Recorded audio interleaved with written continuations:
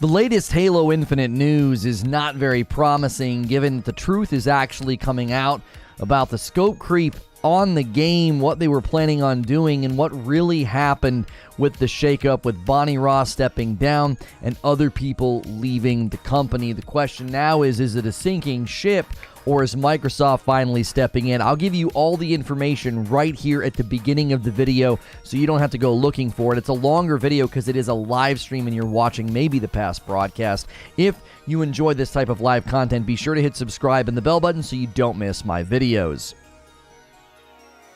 This is a Reforge update. An insider claims that the 343 step down of Bonnie Ross was actually due to a Microsoft step in. Microsoft finally stepped in and changed some management decisions. Does this mean that the game is finally going to get back on track, or is this just more of the same? As always, if you like these quick uploads, be sure to hit subscribe and the bell button. That way you don't miss my uploads. And check out Reforge Gaming, where I stream live. So what exactly happened here? We had Bonnie Ross step down. She says it's for medical issues. Other people are stepping down from 343. Is the latest Halo Infinite news essentially that the game has never been on track? Well, according to an insider, it doesn't look very good. According to thegamer.com, Bonnie Ross said she was leaving due to a family health issue, but Brad Sams, an insider who has gotten information from 343 before, has actually said it was due to a big shakeup at 343 Industries. What exactly was said? Sources speaking to industry insider Brad Sams have said that former 343 head Bonnie Ross's departure had more to do with Halo Infinite's financial failure than any medical issues. So what exactly has taken place here? Well, 343 Industries founder and 27-year Microsoft veteran Bonnie Ross announced her departure, citing family medical issues. And soon after, engineering director David Berger also left the company after 25 years at Microsoft and after spearheading Halo's technical development for 14 years. So they are stepping down around the same time. Is this just a coincidence? According to thegamer.com, these two high-profile departures might have been a coincidence, but insider Brad Sams says in his latest podcast that sources tell him this is actually indicative of a major shakeup at 343. According to him, financial goals were not met. A direct quote, "Halo Infinite is not in good shape. It is not in a good position. It has not lived up to the goals that Microsoft initially outset for 343 when launching this. It is also not living up to the financial side either, from what I have heard." Now, that's not surprising at all. We heard rumors that there was a hiring freeze at 343, and I said, if there's a hiring freeze, then you're not doing very well. Your game's not generating a whole lot of money, since we had already heard that they had a lot of people leaving the company due to their contracts expiring, as well as just big pieces in talent leaving, especially management. The final straw, according to Sams, came with the announcement of Season 3 of Halo Infinite, which arrives next March. It got delayed all the way into 2023, and also there was the cancellation of Split Screen and other things just not arriving in a timely fashion. Players can expect new maps, new weapons, and a new battle pass, and the continuation of the Forge mode beta when that season finally lands. It seems that Microsoft finally stepped in. This is what Brad has to say. "I've heard from multiple people that this is a Microsoft management reshuffle after effectively what they announced for Season 3. This most recent release of information, I believe, was the final straw that broke the camel's back. This is Microsoft making a big change." Initial trailers actually, I thought, pointed to a Destiny live service style game. I even said that. I said it feels like they're trying to sort of build a Destiny style game. Joseph Staten saying you'll go out on new missions with your Spartan. And according to Brad, that's exactly right. Microsoft initially had plans to make Halo Infinite into a Destiny-like live service game, but it missed and it failed on every metric, according to Brad Sams. Just hand it over is what many people have said. Just get rid of 343 and hand it off to somebody else. But Sams responded to fans suggesting that Microsoft should simply hand over Halo to Activision following the two companies' merger, saying that such a move would not be as simple as it sounds due to Halo running on a completely custom engine. You also have to consider how much knowledge loss would happen the minute you hand it off and 343 is no longer on it. According to Sam's, there's been no ROI on the product yet. Microsoft has spent hundreds of millions of dollars building Halo Infinite and suggested that Microsoft has not nearly recouped its investment thus far. So the truth is, Microsoft's finally stepping in, but is it too little and too late? As always, be sure to hit subscribe and the bell button if you like these quick Reforge updates, and check out Reforge Gaming where I stream live. I'll see you in the next video. And I'll see the rest of you right now. Good morning, good afternoon, and good evening. This one, obviously not surprising to some people. We wanted to make sure our coverage of Bonnie Ross stepping down was classy. We didn't want to presume, we didn't want to project, we didn't want to theory craft, but it seems now, according to a 343 insider, her stepping down, along with I believe it was the lead engineer stepping down, is just sort of the beginning of a Microsoft shakeup. I was even a little curious when Microsoft officially announced her departure and they changed the verbiage of the reason for her departure. I thought that was a little strange. And then in the wake of her leaving, David Berger, the engineering director, who basically spearheaded the engine that Halo Infinite is running on, he left. And it's like, okay, is this a sinking ship? Are they cleaning house? What exactly is going on? And I said that the timing was obviously very suspicious. I didn't want to presume that we weren't being told the truth. I didn't want to presume that, we weren't getting an accurate telling of what was going on. But it was like, a week ago, everyone's calling for 343 to be fired, right? And now you're stepping down. And then, your lead engineer steps down. It's not hard to come to a conclusion about what's happening. And one of the things that we have been commonly saying is that a lot of this falls on Microsoft, and it seems like maybe Microsoft agrees, and they're finally coming in and they're taking 343 to the woodshed and saying, listen, the leadership's got to go. You got to get out of here, right? You've not done what you needed to do.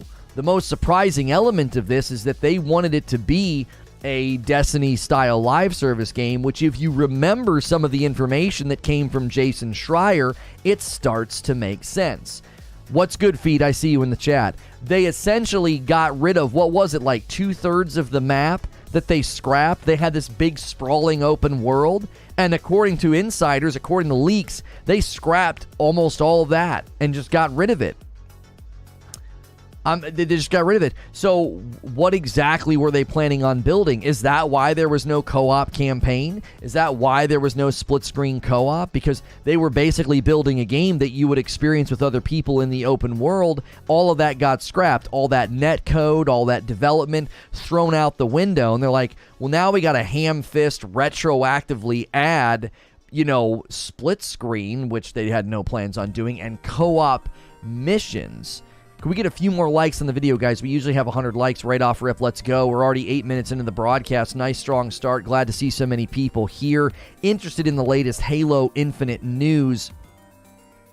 Maybe it would have been better off dead, says Tommy. AOZ hits a 3-month milestone, and it's a tier 2. I think it's scandalous for any first party to be required for any ROI being on Game Pass. It effectively requires direct purchase or heavy revenue from microtransactions. Right, I think that's fair, but at the same time, it is Halo. This wasn't some little third-party title or some little, dinky indie title. This was a mainline, first-party title. It's the most iconic Xbox title. And I don't necessarily know if Microsoft was expecting ROI at this point, but what on earth? They got to get something from it. They should see the beginnings of ROI after the game's been out, for when the next season's supposed to start. That's a year. Game Pass and microtransactions go hand in hand. Yeah, I mean, if this thing had a healthy player funnel, I would imagine the microtransactions would be popping off just fine. The open world never made sense to me in Halo. Now I learned that 2/3 went on the cutting board. Starting to make sense now. Anyone who gave this game 10 out of 10 for the campaign only must be on the take. I'm ready to see what this throwback premiere is on Sunday to celebrate the Halo 3 15th anniversary. I'm hoping it's the Forge Council Halo 3 maps. Yeah, at this point, it's honestly odd that they would step out and really want to say or do anything, but I mean, they obviously have to. They have their own timeline of deliverables and things that they want to do. But in light of the press, it's got to be hard to stick your head out and say, hey, we're still doing stuff with this game. I thought Halo was getting a Battle Royale. Yeah, the Halo Infinite Battle Royale, as far as I know, is still in production by another company. I don't know when they plan to deliver it. I'm imagining the boardroom meeting dude just scratching their heads. We sold colors for guns. We put Master Chief in the trailers. We added grapple melee. What went wrong? Yeah, exactly. How do they plan to recoup their investment with the game on Game Pass through subs and microtransactions? I would imagine that they were hoping that the player funnel would be so full that they would make a significant amount on the microtransactions. That would be my thought. Not to mention you have a battle pass that should be accruing lots of sales every 3 months. So let's say you don't sell your game when it initially comes out, but every 3 months you're coaxing a giant audience to spend $15 on a battle pass. Well, that should turn things for you. That should turn things into a hot conversion rate, and they didn't get that. Like they didn't have a healthy player funnel from moment one. Yo, it's good, Chronic Spin Dash.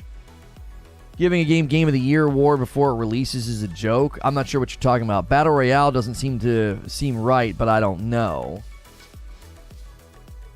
How long will it take for 343 to get back on track with the new management version? Yeah, exactly, Tiny. Like, this isn't going to be a quick turnaround, right?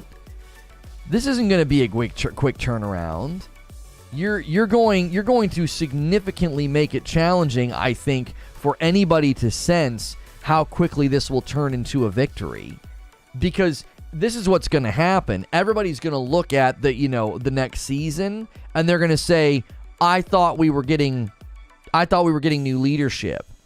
I thought we had new people in charge. The next season is likely already sort of outlined, sketched out, and built. Now, they're going to have to bring their A game if they want that season to give any inkling of improvement. They're not going to be able to be like, oh yeah, we finally have the new season, and thank goodness it's only 3 months long. Like, if that's your big quality of life improvement on Halo Infinite Season 3, then you better buckle up. People are going to be ticked.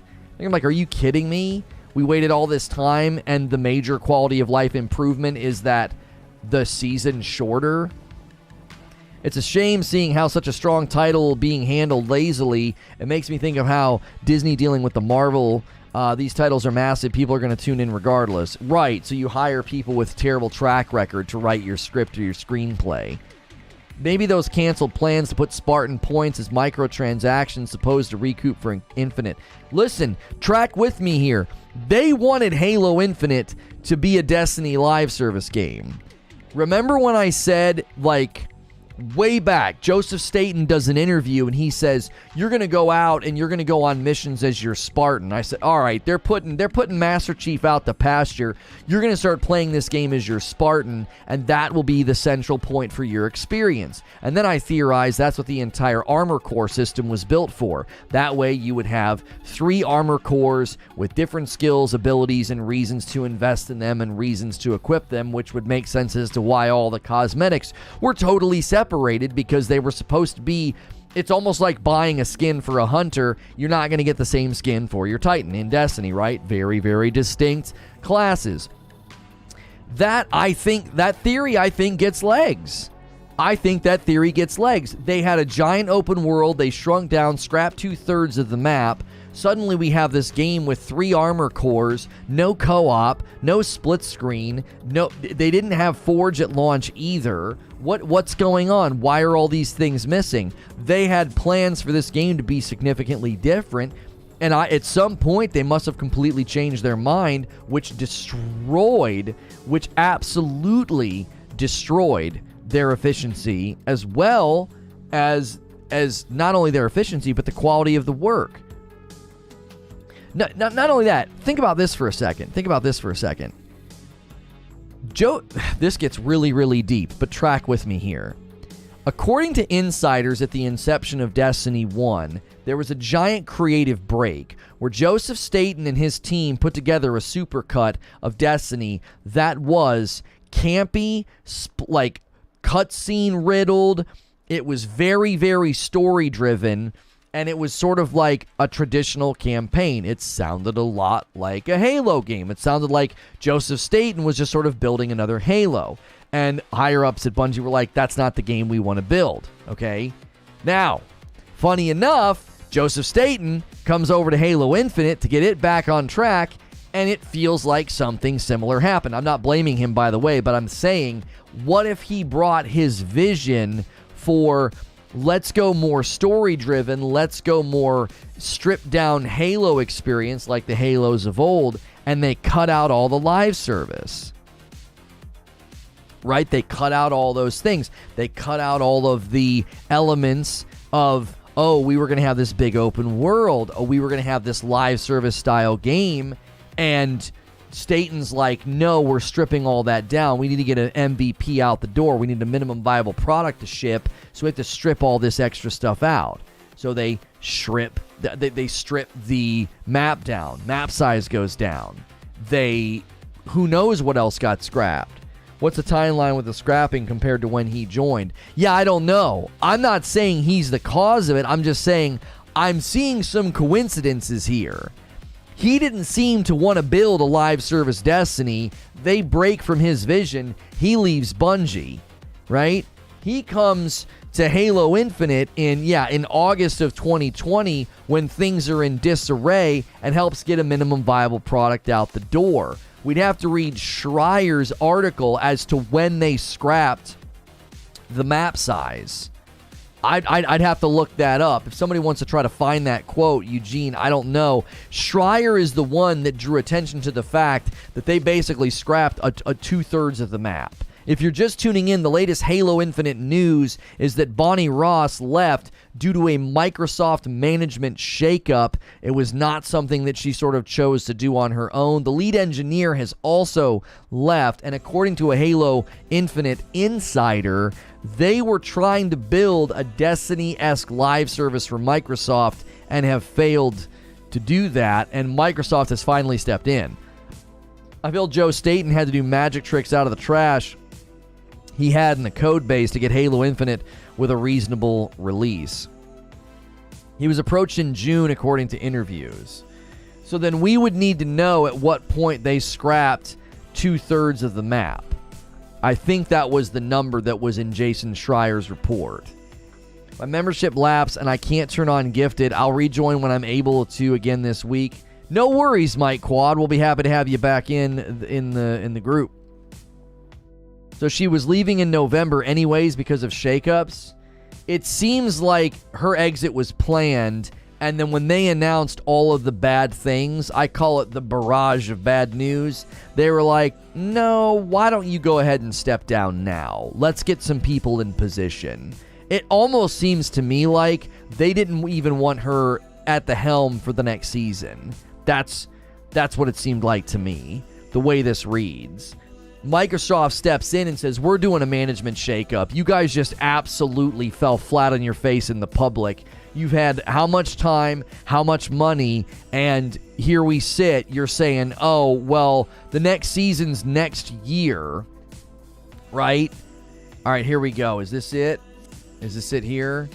By the summer of 2019, Halo Infinite was in crisis mode. The studio had decided to cut almost 2/3 of the entire planned game, leaving managers to instruct some designers to come to the office and do nothing while the studio figured out the next move. Eventually, the game's open world was cut back from a vast Zelda-like experience into something far smaller. It soon became clear to some on the team that even with the compromises, getting Halo Infinite into decent shape by the following fall would be impossible. Still, the timing of the release did not seem up for discussion. Microsoft told 343 it had to be a launch game for the next Xbox, which meant releasing in November. So yeah, we can't lay that at Joseph Staten's feet. It doesn't line up in the timeline. So Joseph Staten is not the reason this game had a departure from live service. It was whatever happened leading up to the 2019 crisis, and they were like, listen, we got to get rid of 2/3 of this map.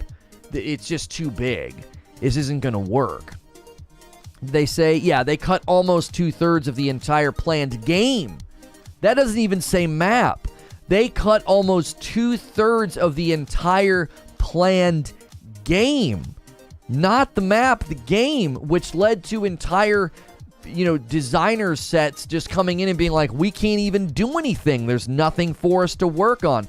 Goddess Omega's in the chat saying there's over 500 people here. Let's smash the like button. Guys, let's aim for 300 likes. 200's right around the corner. If you're enjoying the show, it is free to smash the like button. We've been having huge turnouts lately. I think YouTube has been putting us on your homepage or on the suggested funnel. If you've never been here before, it's free to subscribe, and then you can talk in chat. So feel free to do that.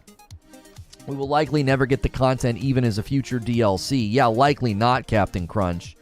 The entire game's campaign is filler anyway. I almost gave up on it several times out of boredom. They had no vision for Halo. Joe said they had crafting in the single-player open-world campaign. That's not surprising, Miguel. That's not surprising at all that they had crafting. The Halo Infinite Insider, I react to his video later today on our reaction channel, by the way, Brad Sams. We have a Reforge reaction for this afternoon. I react to his video. He literally said they had this game planned to be a Destiny-like live service game. It doesn't surprise me at all that they had an open world the size that was going to be like Breath of the Wild, like in Zelda. It doesn't surprise me at all that there was going to be crafting. That they were building a completely different game than the game that we got. That's why there was no co-op. There was no co-op because they were likely building multiplayer netcode akin to what Destiny does, with instances, servers, public spaces, areas, and all of the rest. And that doesn't work. That's not like a traditional co-op system. That's a very, very different system. And all of that work got scrapped. They're not using that. You're not running around in open world Halo and seeing other people.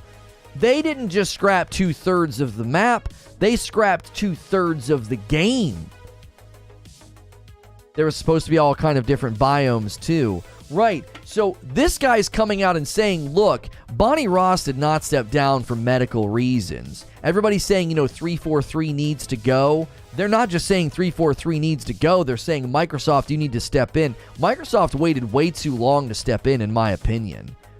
I think Microsoft should have stepped in and restructured at the point of inserting Joseph Staten. They should have said, what the frick is going on? We shouldn't even need to do this. It sounds like to me they were building something and Microsoft was like, you need to be a launch title, and they had to scrap all this to make it so. Right, contained in this same paragraph, well, I don't know though. It soon became clear to the team that even with compromises, that getting Halo Infinite into decent shape by the following fall would be impossible. So by the summer of 2019, Halo Infinite was in crisis mode.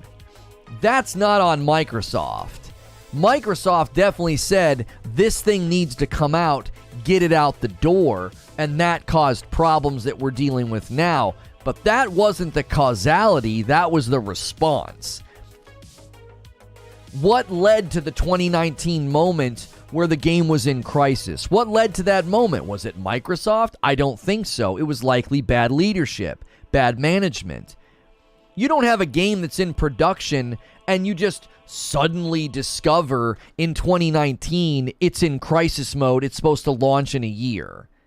My guess would be, we've heard whispers and rumors, there were people at the company basically misrepresenting progress to Microsoft. Essentially, you had team leads, liaisons, management, whatever, leadership basically saying, yeah, things are going fine, and things were not going fine.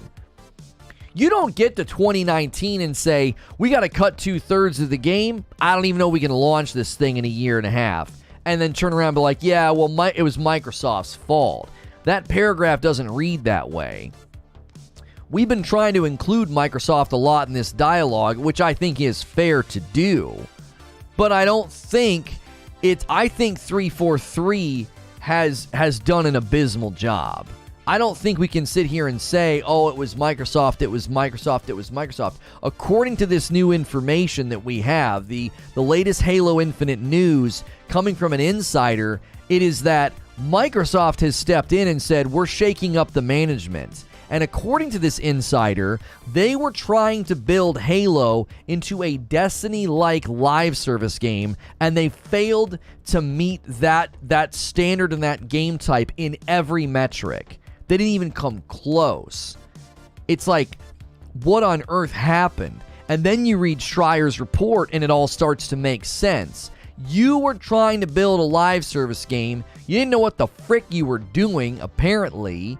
And when 2019 hit, the game was in such a crisis mode, you cut 2/3 of the game. You're finally on my homepage each day now. Love to hear that awakened void. If you're new and I was on your homepage, or you clicked on this video because it was suggested to you, welcome into Reforge Gaming. We do a daily variety gaming talk show, and I am safe for work. Many people like the fact that I'm not swearing, and they throw me on in the background like a podcast or a radio show. Welcome in. Hit subscribe so you can contribute to the conversation in chat. Subscribing is totally free. So is smashing the like button. Deadly Dad Gaming just hit a 13-month milestone as a paying member. Welcome back in. If you guys want to consider becoming a paying member, click the join button.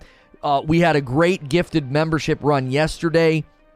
Today would be another great day to do that because we're having a huge day. If we hit 1,800 members before Friday, we're going to change the Friday night plans for members. We will play the Modern Warfare 2 open beta together instead. Do you believe the original creatives of Halo leaving it for another game is why Halo will always have a hard time and many will never feel the same way again?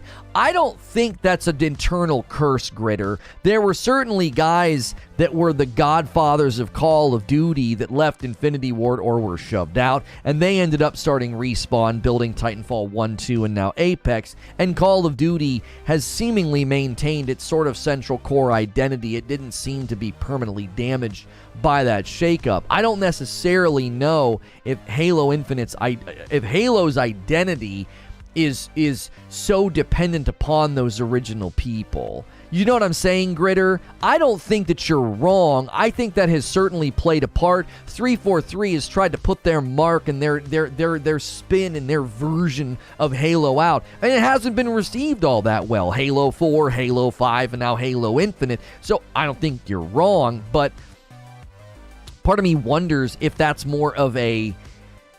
Would that matter, Gritter, if the games were good?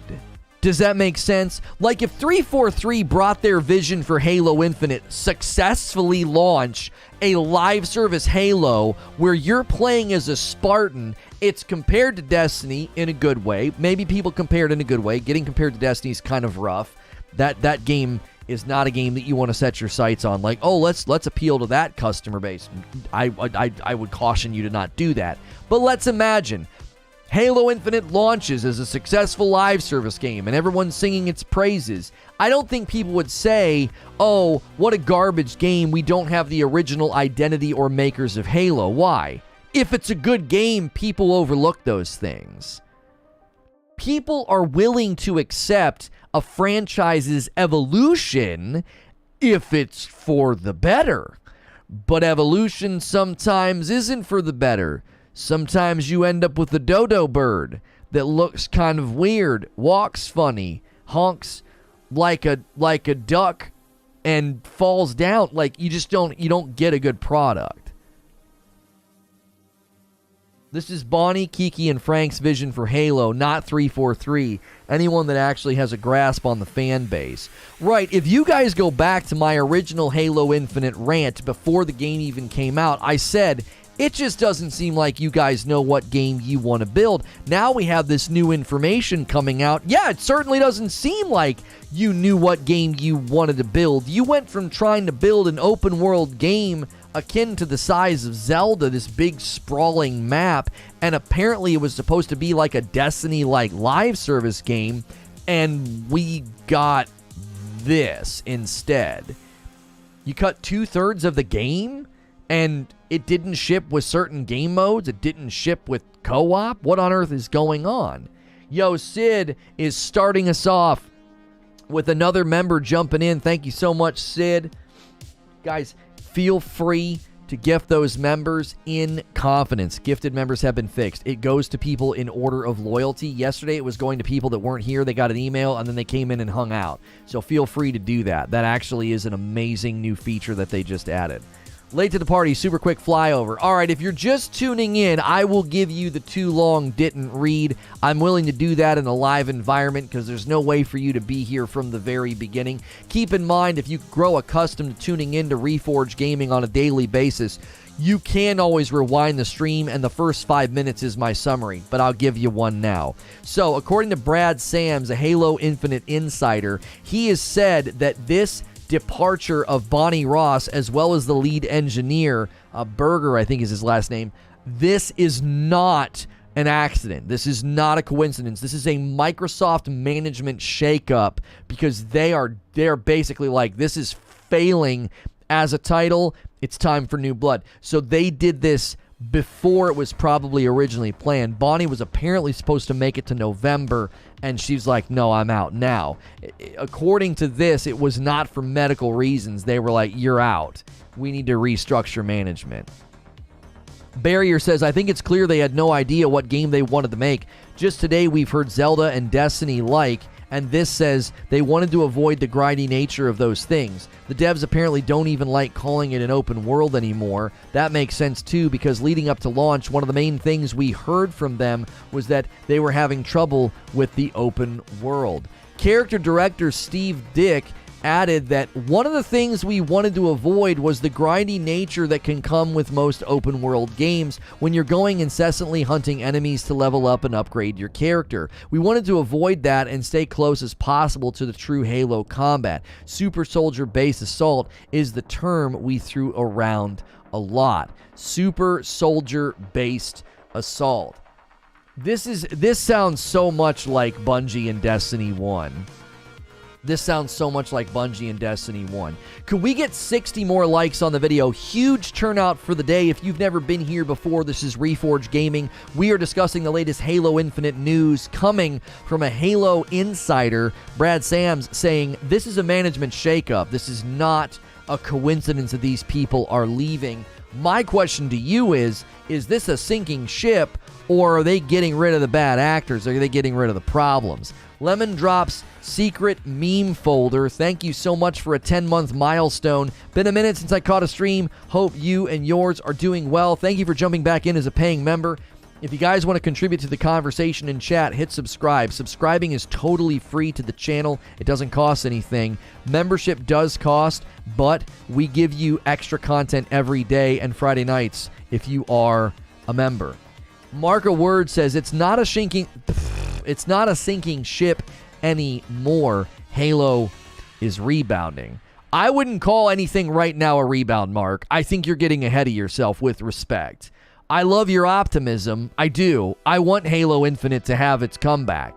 I want it to rebound. I think you're a little early. You're either a time traveler from first quarter of next year and you're like, oh no, it's rebounding. You're either a time traveler or you're just a little too optimistic. I think they have a very, very long way to go before anybody would say they're rebounding. I think even their strongest fans have been being like, no, this thing is over. This thing is done for now. It's, put it back in the oven. Can't overlook that Microsoft allowed this to happen. What are they doing different moving forward? Excellent question, Tommy. Restructuring management doesn't necessarily mean... Listen, you can restructure management all you want. What's the vision for Halo Infinite? Do you guys remember when I came back from EA Play and I sat in at a round table of feedback about Anthem? Do you remember what I said? They were talking about new content. They were talking about the good and the bad of the new content and the content loop. And I said, none of this matters. None of this matters. What's your vision for the game? Where are you taking Halo Infinite? Right? At the time, I was like, where are you taking Anthem? New content doesn't mean anything to me. It just doesn't. Where are you taking it? What are you doing? It would be like stopping by the side of the road and being like, what an amazing sight. You guys see this sight? Let's take pictures. Let's see this amazing, icon in this state, and we're gonna check it out. It's a great tourist attraction. And your family's like, that's great that we're doing this, but we don't know what type of clothes to pack. We don't know how much to pack because we don't know where we're going. We don't know how long we're going to be there. You just took us to some random place. So it's great that they're going in and changing management. That's amazing. I need that management to walk out and say, here's our vision. Here's where we're taking Halo. Is Halo literally going to devolve into an arena shooter with season passes? Is that what it's going to devolve into? Because that's what it feels like it's going to devolve into. What about the open world plans you had? What about the live service plans that you had? What about going and doing all these things as my Spartan? What about becoming more invested in the game for the next 10 years? What about all those things? What are you doing with Halo Infinite? Listen, nobody is going to accept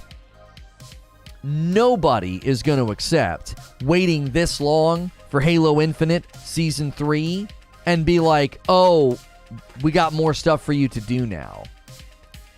No, that's not going to be good enough. No one's going to wait that long and be like, oh, finally, Season 3 is here. We can rejoice. Hilly says 343 don't have a vision for the game. They have never articulated a vision for Halo Infinite. They talk about the different trees in the game, but they never once talk about the forest. That's exactly right. What's good, Detective C? Is good to see you. Deadly Dad Gaming says, the thing is, Lono, they are rearranging the deck chairs, but what is going to be going on underneath? Is Microsoft going to give 343 more agency to manage their employees and workflow, right? And Derek says, here we go, the wait is over, right? It's too late for any shakeup to make up for all of the development blunders, says Spartan Spectre. Better to do something better next time, but I have absolutely no faith in 343. They have never delivered anything good. Do your research, not interested in baseless opinions. Cool. What have we said? What have we said that's what have we said that is a baseless opinion? What have we said? We're citing industry insiders, we're citing Jason Schreier, we're citing developmental realities and things that have actually happened. What exactly are we saying that is just baseless opinions? How old are you? I'm old enough. Like, you're telling me, Captain Von Beck, you're telling me to do my own research. Have you ever been here before? Do you know how I run my show? Do you know how we run this operation? Have you seen any of my Halo Infinite coverage up to now? Telling me to do my research. If you're going to step into the ring, you better get your gloves up, because I don't think you know who you're talking to. I think you're making a grave error. 343 just needs to put on a normal Halo game first, and then add new stuff once the core fan base has been satisfied. Do your own research. Reads from multiple articles. Yeah, I'm not quite sure you're familiar with my content if you think I'm failing to do research and just spouting baseless opinions. Would you fight Jake? Jake who? I think they should shut Halo down. I don't think shutting Halo down would get us anywhere. I don't think so. I really, really don't. I don't think shutting it down is the answer. I know some people think, like, go back to the drawing board, shut the whole thing down. Oh, Jake the Snake? What, Jake the Snake Roberts? No, I'm not interested in wrestling. 343 has issues, says Alex. Undead Labs had issues. Fable Team was understaffed. Rare has had issues. The Initiative has had issues. It paints not a great look. Do your research, bro. You haven't seen her talks. I've seen it. The blog posts I've scoured. That's right. Open your eyes. I know it's easy to crap on 343 right now, and Infinite is no exception, but anyone ignoring they are capable of turning a game around are being ignorant. The Master Chief Collection is a gem of a game collection right now. Just so you know, when I like the video, it automatically unlikes it in case your like counter is low. We were having some weird things about a week ago where likes were randomly disappearing. Guys, if you're just tuning in for the latest Halo Infinite news, the truth has come out. According to a Halo Infinite insider who spoke with people at 343, Bonnie Ross steps down. That was not what we were told it was. It is a Microsoft management shakeup. That is what it was. Also, lead engineer stepped down. Not a coincidence. Also, apparently they wanted to build a Destiny-esque live service game, and according to the Insider, they failed to do that at every level. So that's what we're covering today and discussing whether or not this game can ever get back out the door in the way that it's supposed to. Judging by past games, 343 does not know how to make a Halo like old fans like me want. The OG Bungie had their way of doing things, and we can't expect anyone else to do it like they did. And listen, that's what I said, Spartan. I said, look, I think people would be okay with Halo evolving as a franchise under 343's direction if the game was good, right? I think people would be like, you know what, this is very different than the Halo of old, but it's a good game. It succeeded. It's not hitting the bare minimum expectations of a free-to-play PvP game. It makes my heart warm to see other people recognizing that there's something fundamentally wrong with studios under Microsoft.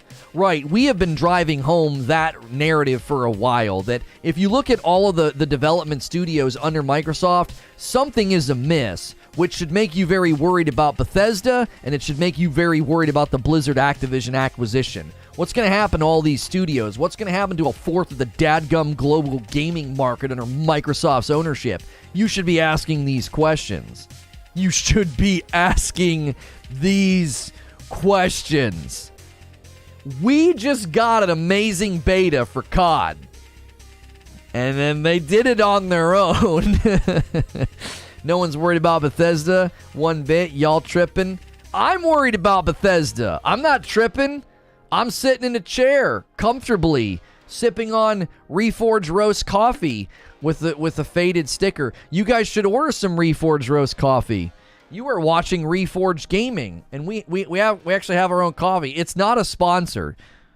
ReforgeRoast.com. If you've never had coffee with balanced acidity, somebody said yesterday it was the smoothest coffee they ever had. Nothing but disruption. Gonna get the hammer. You are my best friend. Okay, good call. Lono's tripping on the coffee. That's right. If they can't manage their studios now, what happens when all the new ones stack up on top of it? Yeah, who's going to manage all these studios? Right? The quality and the integrity of modern shooters as a whole is depressing right now. Well, now, hang on, Daffy. Hang on, Daffy. Fortnite's come a long way, and they've continued to satisfy their consumer base, and the no-build option was very, very popular. Apex is still kicking like a ninja. Warzone... Okay, Warzone's a bit of a disaster with cheating, but the new Warzone with the new engine and the rebuild will potentially be very, very, very good. And Modern Warfare 2 looks to be spectacular. I think the rudder's turning a little bit. Now, obviously, if you look at Halo Infinite, you look at Battlefield 2042, I feel your pain. I do. Isn't a little alarmist to say the issue is with Microsoft. They've done great with Minecraft. I literally had to stop reading. They've done great with Minecraft, but without knowing how much Microsoft micromanages the studios, it can't all be laid at their feet. What the frick have they done with Minecraft? You know what I'm saying? Y'all, you named 2 games and said everything. I named 2 games and said everything? What I think is that 343 is secretly making a new Halo game because Infinite's code is such a cluster blank that they know that even God can't fix it. Even God Almighty is like, I can't fix this. That is good. That is good. That's good. I like that. You can't dismiss Minecraft. I'm not dismissing Minecraft. What has Microsoft done with Minecraft other than let it be? They've left Minecraft alone. And it's done better on your Microsoft. Read what you just said, K. Billy. K. Billy. Hey, can you hear me? K. Billy, read what you just said. They've let Microsoft alone, and it's done better under Microsoft. Wait. Is that the secret recipe? Bro. Listen, yes, Minecraft's done fine. They left it alone. That's got to be the greatest sentence I've ever read. My point is that you don't know how much they are involved with the other studios. Wait a minute. Wait a minute, friend. That's not true. That's not true. Hold on a second.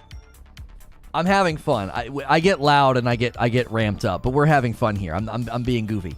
Listen to me for a second. Listen to me for a second, K-Billy.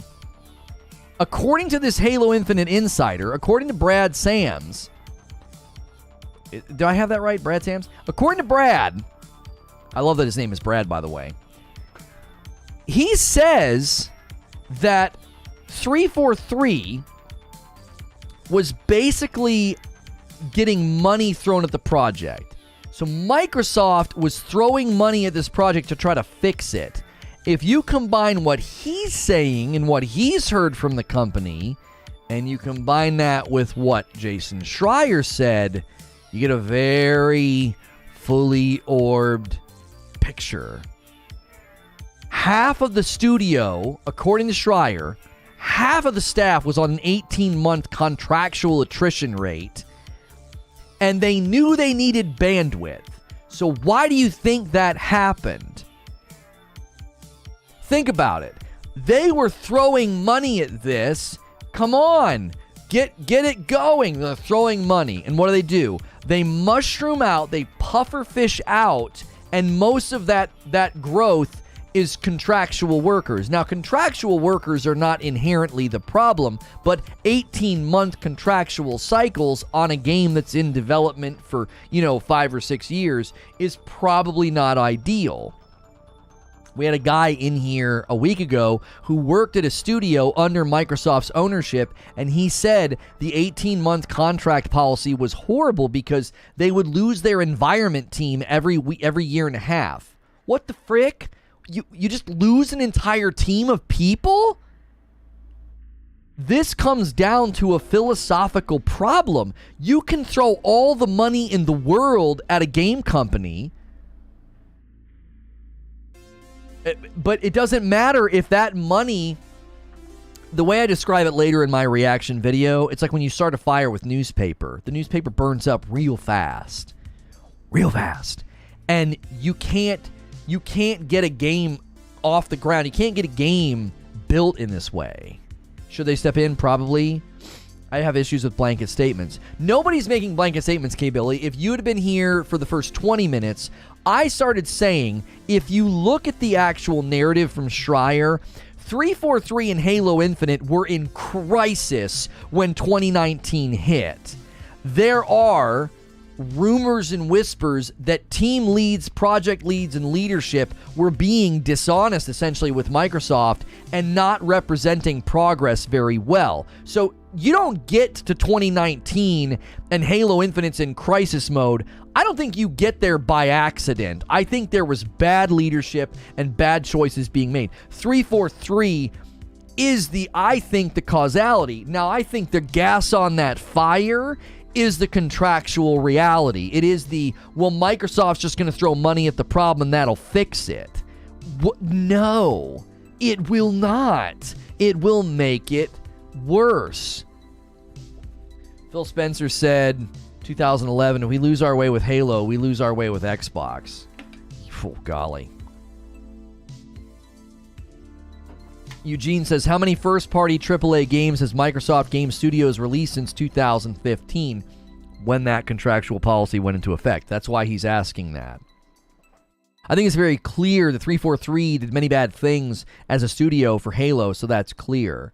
I think you're making a false narrative, but if you say every dev studio is bad and going to fail and every game is going to be, so it's doom and gloom. Well, I'm not creating a false narrative. You are. I've not said that. So you're arguing against a straw man. No one here has stated that every game will be bad and every studio is bad. You're stating that narrative, not us. You're falsely summarizing what we're saying. What we're saying is it sounds to me that there needs to be a philosophical shift at how Microsoft manages their studios because we're not seeing the results of the money they're throwing at it.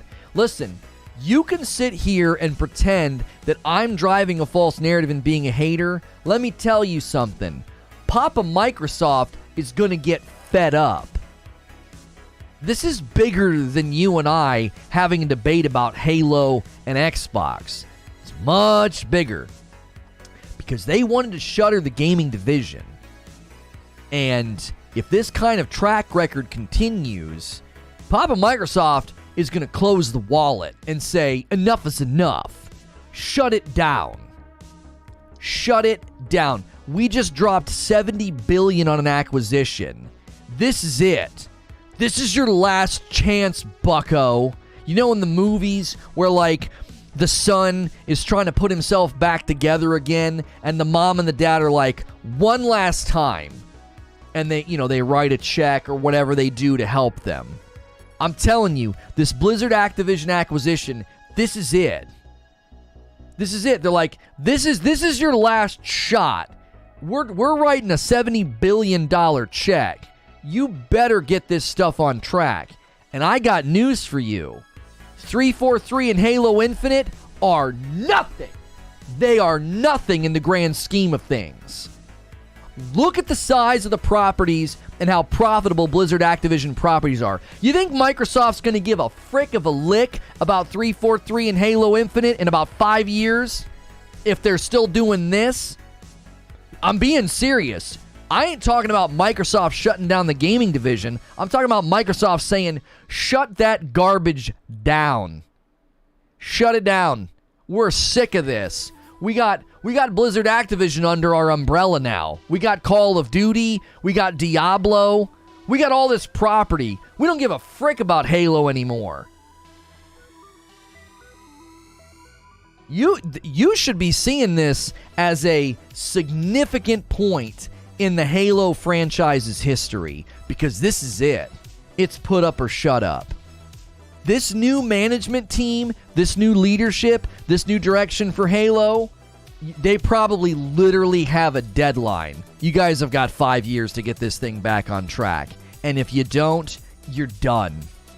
You will be absorbed into some other studio and you'll beta test and support Call of Duty.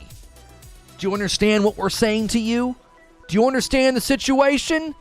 343, you better bring it, because you are probably standing on the precipice of getting pushed off the cliff, and they're just saying, we don't need this crap anymore, man. You guys aren't even generating money. You're not even generating profit. You're just bleeding. You're bleeding us. You're bleeding the company. This is nothing.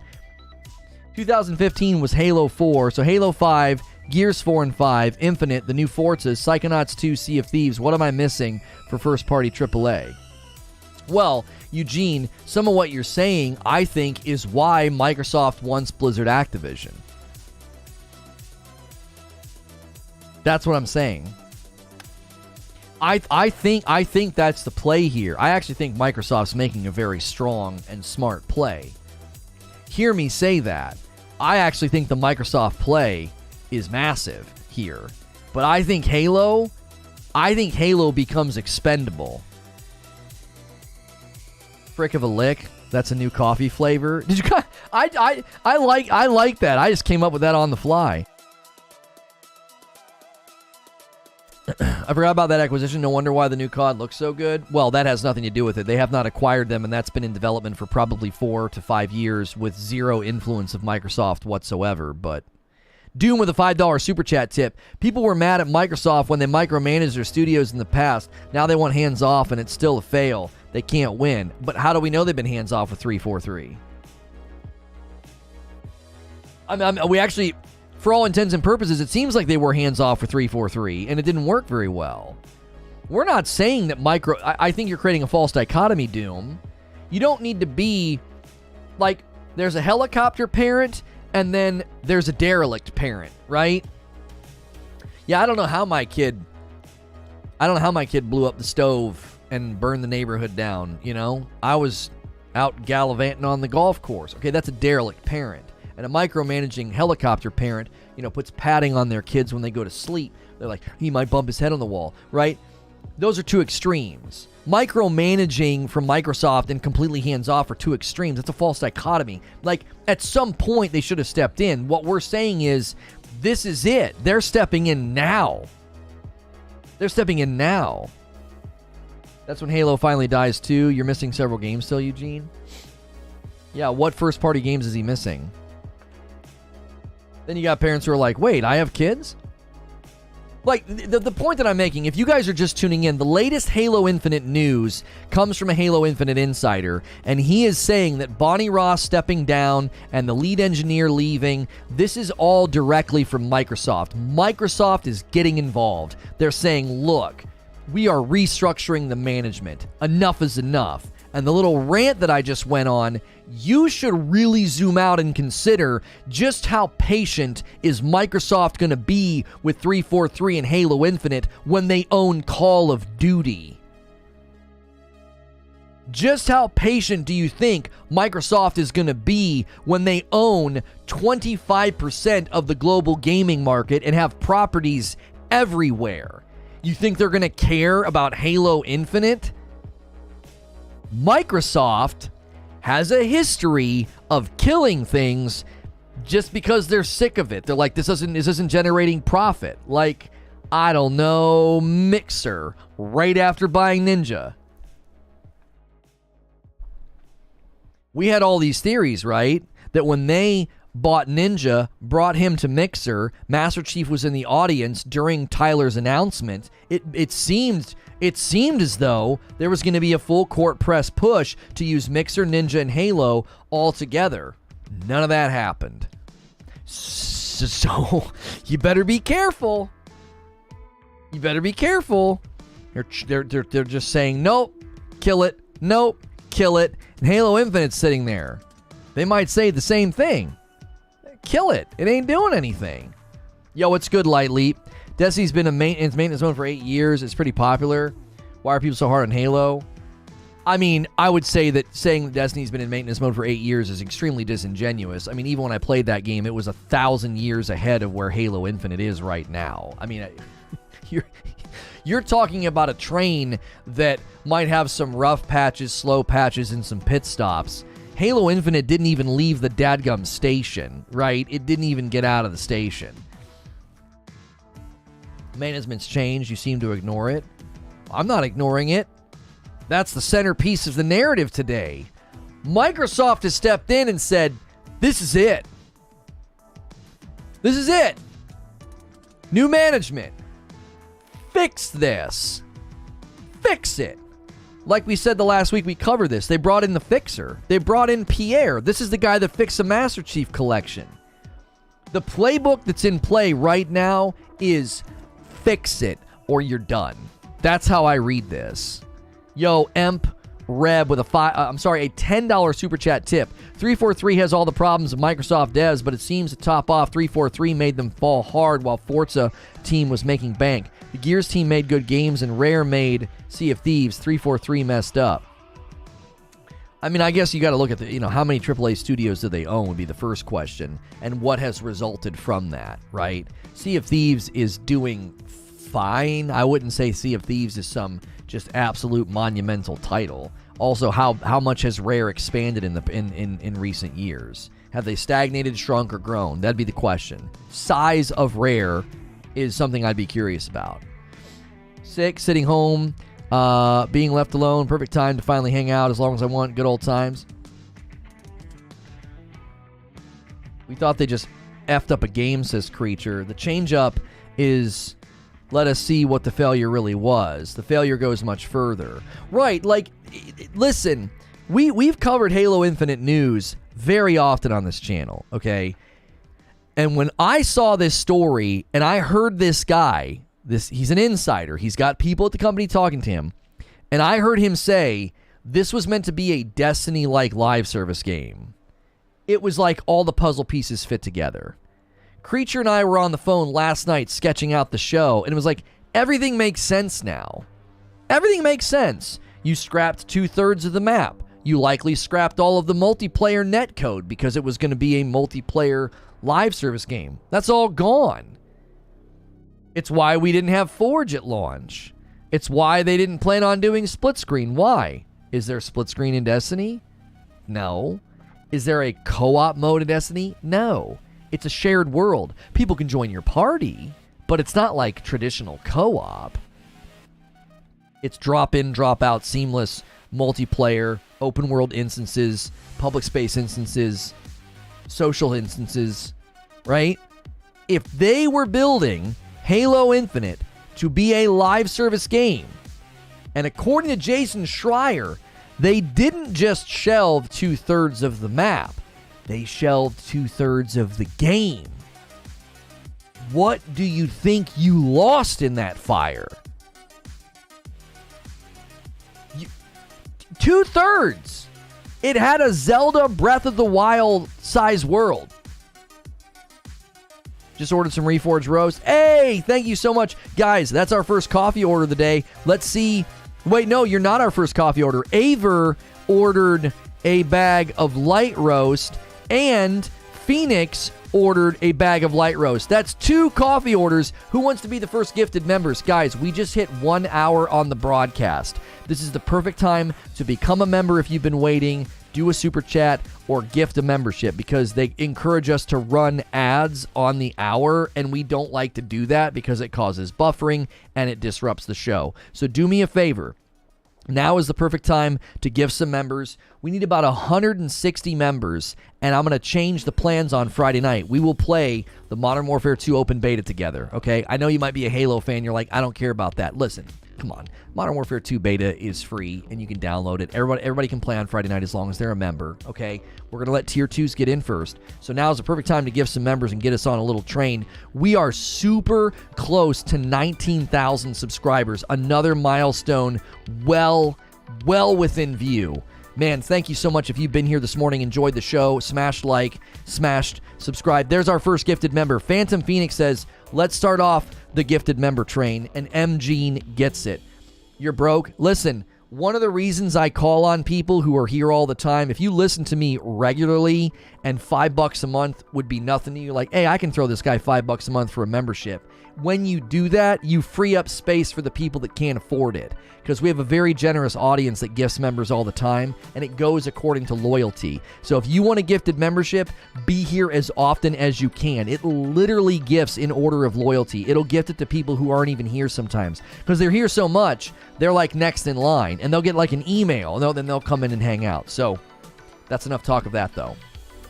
I hate to make assumptions based on people's appearances, but have y'all seen the developers during their marketing campaigns? They look like GTA hipsters. It makes me worry that none of them are fans. Well, I mean, Neil, what would a Halo fan look like to you? Do you know what I'm saying? Do they have to look a certain way, talk a certain way, or act a certain way?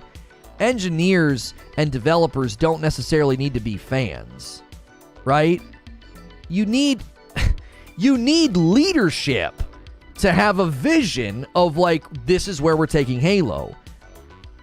You don't need the developers and the engineers to, like, bleed Master Chief and have tattoos of Halo or whatever. Covered in charcoal and oil and have a shell casing in their mouth. That's what they should look like. Yo, Sly Dank says, first time viewing, but you're much better than most gaming streams. I really, really appreciate that. We do 2 talk shows a day, Monday through Friday, in this bracket of time in the morning. Our second show today is about PS5. So don't miss out on all the content. Make sure you're subscribed with the bell button pressed. You need good leadership more than you need pure talent. What if the BR comes out and it's better polished than Halo Infinite and it's not even 343 that made it? What does that tell you? Eddie? That'll be a huge indictment. Yo, Dre Power wants to keep the gifted member train going. He gifts a membership. Let's see some big gifted members. Yo, Sly Dank-ass, who just complimented the show, got a gifted member. Look at that. He just said, this is a first time viewing and I love this. It's supposed to go in order of loyalty. That's interesting that he got that one. There's plenty of people I know right now that are here all the time. Could we get a bigger gifted member bomb to test this theory? That's kind of interesting. It's supposed to go in order of loyalty. Lately, I only see people who are here all the time, so that's interesting. Because like yesterday, every name I read, I recognized. Every single one I read. It goes in order of the most recent compliments, obviously. At the risk of spamming, Leal Duck says, what can be done in your opinion on how to fix the issue with Halo? Could the devs save it at this point? That's an excellent question, Duck. Yo, Mr. Smith says, I'll do one on my own, and jumps back in. Alex Eddy's going to gift a membership. Look at this member train we've got going. Mr. Smith, enjoy it. JG from Space got the gifted member from Alex Eddy. I feel like I've seen them in chat before. I feel like I have. I know they were talking this morning quite a bit. Totally true, man. I guess it just seems like these developers lack the genuine passion which we used to see in the past. Well, here's the thing, Neil. Sometimes I think people have this like idyllic, utopian view of development and companies in the past, and they just made games because they wanted to make games. I do think there is something to be said for the inception and the birth of a title. I do. Right? I think that the birth of a title, you do tend to get a little bit more passion. I do. However, I think there are plenty of development companies who have proven they bring the passion and the fervor with the sequel just as much. Horizon Forbidden West would be a great example of this. From what we can tell, God of War Ragnarok looks absolutely spectacular as a sequel. SSJ Gohan just renewed their membership. That's a 5-month milestone. 3 here, 12 from the old channel. My man, I appreciate that. Games are never actually finished at release anymore besides Nintendo games. Well, I don't agree with that. Have you tried Multiverses? It's one of my favorite games. I liked it okay, but I'm not a Smash guy, so I got bored very quickly. I don't like brawler games. Yo, it's good, Vorian. Yeah, you have to click on the gifted membership and click on allow gifts. If we get a good member train going here, we might hit 1,800. We'll unlock an emote and a new segment this Friday. We'll end up all playing together as members, so keep it going. Companies have become more focused on money and profits like greedy businesses, and they think of players as cash cows rather than people who are experiencing a well-written book. I've got news for you. That's not a new reality in gaming. If you think that there was some pure time, some utopia of gaming where companies weren't trying to make money, I got news for you. That's not the case. Microsoft didn't write fat checks and invest in Halo back in the day because they wanted to give people a good time. They were trying to make frickin' money. They wanted to build a gaming division. There we go. SSJ Gohan just gifted 5, and it went to Chris Wickert, here all the time, Headkiller, here all the time, J-Dog, Neil, and RMW. It seems like it goes more on loyalty when there's a batch. When it's single, it seems like it's just an easy grab for anybody in chat. It definitely seems like it treats it differently when you do a batch versus one individual gifted. Whoever made Flappy Bird did it for the community. Oh, yeah, sure. I don't agree either. Besides, Game Pass still has quality games, third party. Fortnite's great because you can literally do nothing and feel like you're progressing. Well, that's certainly... The Halo Battle Pass... Halo Infinite needs to completely restructure how the Battle Pass works, XP per game, all of that. You need a sense of progress even when you're just sort of doing minimal things. That's how you create a microcosmic grind. You create this small circle for people to run in, and they feel like, oh yeah, this is excellent, this is awesome, and they keep coming back. They were cashing in on producing utter rubbish from the very early days, E.T. on Atari, for example. Well, not only that, you just got to consider the inception of Nintendo and how much they tried to control the market and what companies could do. I mean, since the beginning of video games as video games, it's been a goal of these companies to get your money. Like that's not like a new concept, I don't think. I think there's a significant... I think there's this weird idea that like we're in some weird state of gaming. I actually think we're in the golden age of gaming. We're not in a lull, we're in an uprise where everything is actually getting better and the crap's falling away. Look at how quickly CD Projekt Red and Cyberpunk got shredded and what it did to their share value. Look at what happened to, Battlefield 2042. It's actually a lot harder for subpar content to get off the grounds now. It gets absolutely shredded. Halo Infinite is no exception to that. According to the latest Halo Infinite news from this insider is that Halo Infinite isn't profitable. They're not making money. And I think that is exactly how the market's supposed to work. It judges the good, the bad, and it fleeces and it shreds and it takes things to the cleaners, and that's what you end up with. Honestly speaking, from the 40 and up crowd, gaming has never been this good, right? I mean, there's so many excellent, giant, amazing games to play. There are games that cost you no money at all that are massive and seemingly endless in playtime. You guys are crazy. The difference between gaming now and gaming 20, 30 years ago is we have more insight into developers. Corporations still want money and they do now. Yeah, they wanted money back then. They want money now. If that was the case, how many subpar incomplete games released a decade ago? Just a thought. I wonder, RMW, is if it's a matter of quantity. What's good, Hellfire? I wonder if it's a matter of quantity. There weren't as many games coming out back then. But if you look at the ratio of games that were stellar to games that were not, I guarantee you it's not that bad. It's not very good. So instead of 1,000 games coming out in a year, back then, 200 came out in a year. The ratio of good to bad was probably no better back then. There were probably some absolute garbage fires compared to the big ones and the amazing ones and the polished ones. Are you guys serious, says Wheezy? You had more chaff than gems. Yeah, I feel like back then you had a lot of bad games back then. People are tired of the same buzzkills that go through their wallet so fast. It goes faster than they remember it. I was a little behind, says Ashton, but I feel like too many games put the cart before the horse. They make a micro grind to keep people feeling they need to come back rather than waiting for them to come back.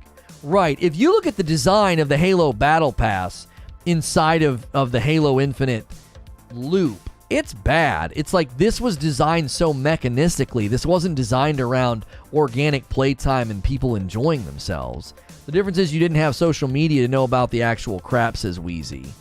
I feel like back then, Lono, more bad games were popular than good ones, no cap. There's so much effing shovelware games it isn't even funny, says Wheezy. You didn't hear about all of them because social media wasn't a thing. Yeah, they're saying the same thing. Like, would we have heard how bad games were back then, you know? Sorry, wanting, working, and texting. No worries, Ashen. Quantity, accessibility, and our ability to interact with subcommittees, says Big James. That's exactly right. Let's keep the member train going, guys. SSJ Gohan's 5 gifteds are still at the top of the chat. They were already all claimed. Let's get a couple more. It'll turn around. It'll probably turn around the viewership as well as the likes. It'll bring people in that aren't here right now. We need 70 more likes to hit 500 likes. I guarantee you there are 70 people right now that can smash like that haven't.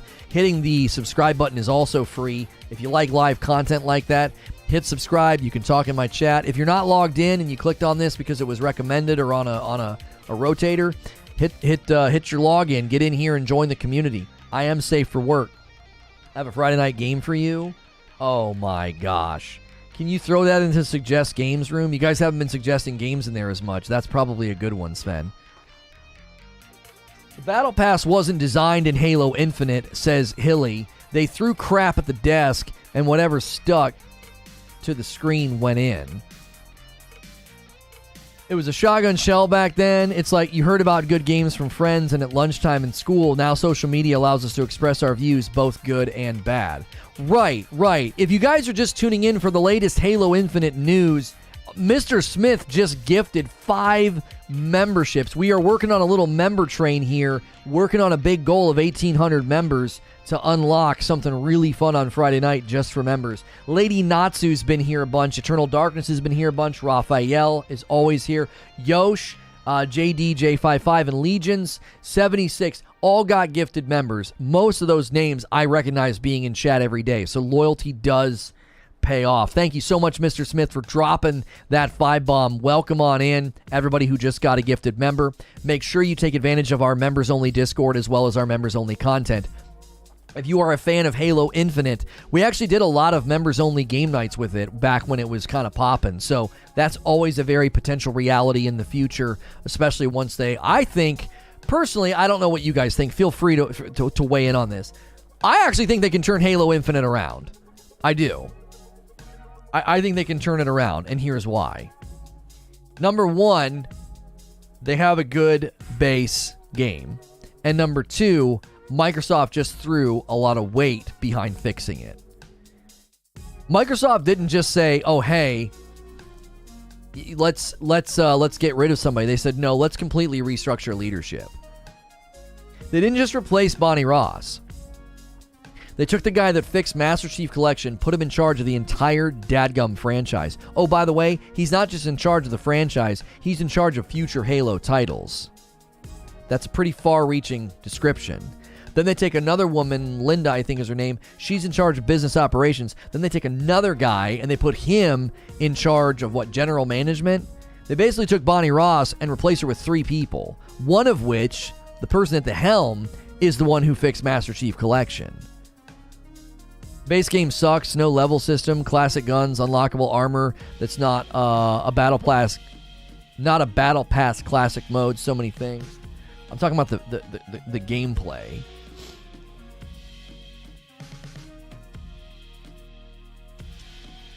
Given enough time, Bruce Wayne could get Halo Infinite around. Yeah, he could turn it around.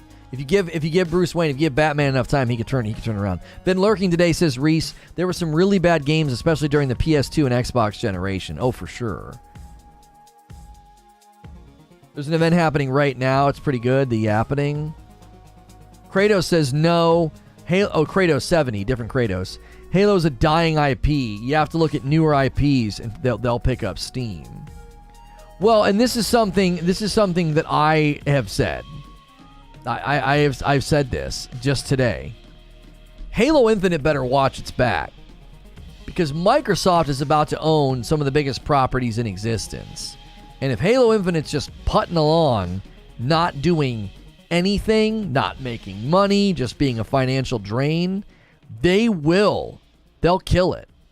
They'll get rid of the property. They'll say, this is a freaking joke. We own Call of Duty. Why would we continue to be patient with you? Why would we continue to put up with this? Yo, Mike on the mic coming in with a $5 tip through Super Chat. Let's all hold hands and pray for Halo. Loud noses need it. I heard that if you gift 5 memberships to the community, it helps Halo Infinite. I'm just kidding. The problem is, and has always been, says Corey, gamers focus on quantity of games, not quality. The devs then focus on giving gamers what they want. More quantity, which waters down the quality. I don't know if that's exactly the one-to-one that I would draw. I think that has had an influence, Corey, because people just want to play more and they don't want to stop playing, and devs are coming up with ways to keep people in the funnel, and I think they've overcorrected. I think those two realities can have a happy marriage in the middle where people want to play a game more than just the first month. Coming up with healthy ways to allow people to do that, I think, is perfectly fine. I think Destiny's evolution to seasonal live service has been perfectly good. I think Diablo 3's evolution into seasonal content, No Man's Sky's evolution into seasonal, which they call it expedition content. I think those are games that are showing you can actually turn the dial at an appropriate interval and speed and temperature and give people this sense of, yeah, it's great. There's a reason to play all the time. There's a reason to jump back in every couple of months and weeks. Halo's not a dying IP. They have too much nostalgia, says Marco. Fable came back after duds. They just need to restructure their ranks like the old school system where you could show off armor and emblems. I think they could turn it around, says Ashen. He's talking about turning around Halo Infinite. How long will it take? 2, 3, 5 years? I think this is another Anthem situation where you have bad management and an engine full of razor blades. Hilly says, Microsoft are trying to destroy everything I love. They're killing Halo. Now they want Diablo. I think Phil hates me for using bootleg Microsoft Encarta back in the day. For real, you think Microsoft could actually bury the Halo IP? I think they changed devs before killing the franchise. Microsoft has a history of killing things that don't generate profit. You think once they own 25% of the global gaming market revenue with Blizzard Activision, they're going to give a hoot and a holler about Halo Infinite? Fable came back when? That's a good question. The Yappening is no longer an event. It's staying in the game now? Really? Another 7 years, says Creature? Another 500 million? What will it take? They're not going to kill Halo? I'm not saying they're going to. I'm saying they'd be willing to.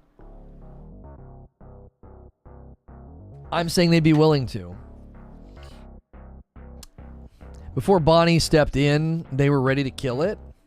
Yeah. Before she stepped in, they were already saying, we think the franchise is in decline.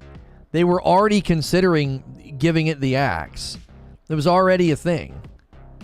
That they were 100% already looking at the franchise and saying it might be time to put it out to pasture before she stepped in and pitched her vision. Like, I don't know if their confidence in the franchise is limitless, right? According to the reports we read last week, she stepped in and was like, I think this franchise has legs. Let's continue. And that's what led to the formation of 343 and her being put in charge. PlayStation killed way more IPs, SOCOM, Resistance, Killzone. Xbox is more willing to keep things if someone steps up, i.e. Bonnie. I mean, that has no bearing on the conversation. That's just whataboutism. Well, what about what PlayStation did? I mean, PlayStation killing IPs and Microsoft killing IPs, we could compare those lists and it wouldn't be deterministic of anything. Every company is willing to kill something when it's not generating money, and the quickness with which Microsoft killed Mixer after seemingly Mixer was going to be woven in to their Game Pass Halo strategy with Ninja, they killed that post haste. It was very fast. Now there's a big difference between Mixer and Halo with respect to like the long-standing nature of the franchise, but like we're in new territory. We didn't know Microsoft was going to buy Blizzard Activision for $70 billion. They didn't know that 7 years ago either, that they were going to do that. Killing and letting go of IPs are two different things. Yeah, they just stopped doing anything with it. I think that is the spirit of live service games, but the common criticism of every live service at launch is that it lacks content. As content fills the funnel, the player base is worried about the lack of quality. What I think people need to be paying close attention to, I think developers need to pay close attention to this as well, is the most successful live service games became successful live service games. It took time. Yo, a big one. A $50 super chat tip from Mr. Smith. Infinite is yet again another royal F up by the gaming industry. Thank you, sir, for the big tip, and already gifted some members, keeping the gifted train and the super chat train going at the top of the chat all by himself. Mr. Smith's carrying it on his back. Who else wants to give some members? We're trying to push to 1,800. We need like 160, I think, members. Xbox One and the next Xbox will not have Halo, but the face of Xbox will be a car in my eyes. Right now, they don't have a strong mascot. Forza is their main game. I don't think that that's true. I don't think I don't think they go with a car as their mascot. No.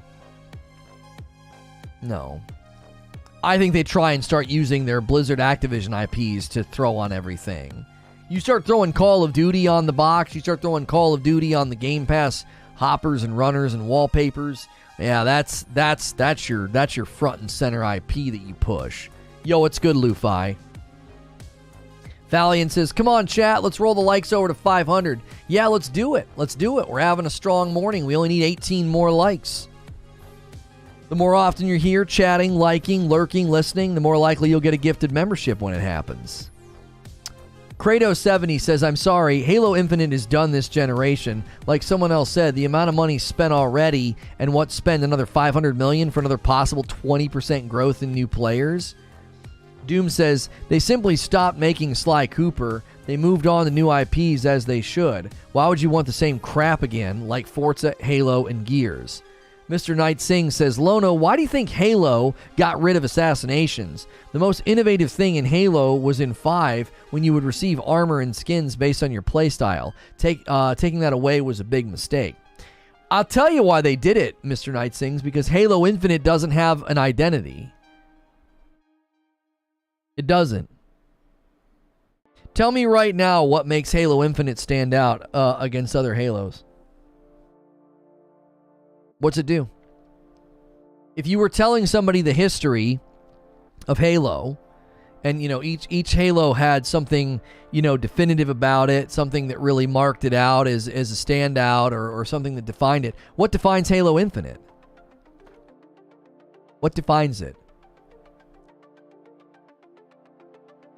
The grappling hook? Gameplay? No, that's not an answer. Every game has gameplay. A $10 tip from Kubini Gaming. Forgive me if I sound wrong. Even if Halo Infinite multiplayer disappeared tomorrow, I would still call Halo Infinite a success. The single player is really good and considered successful. If they literally ended multiplayer tomorrow and you called Halo Infinite a success, I would call you delusional. I'm not trying to be mean. I can't imagine looking at the IP and what happened and how it happened and people getting let go and people leaving, and then they just shutter. They just shutter the multiplayer. And you're like, it was still a success. You sound delusional to me. I'm not trying to be mean. That sounds absolutely delusional. How do you call that a success? That has all the markings of a failure. You make a good point. Absolutely nothing. Right. Like, it just dawned on me.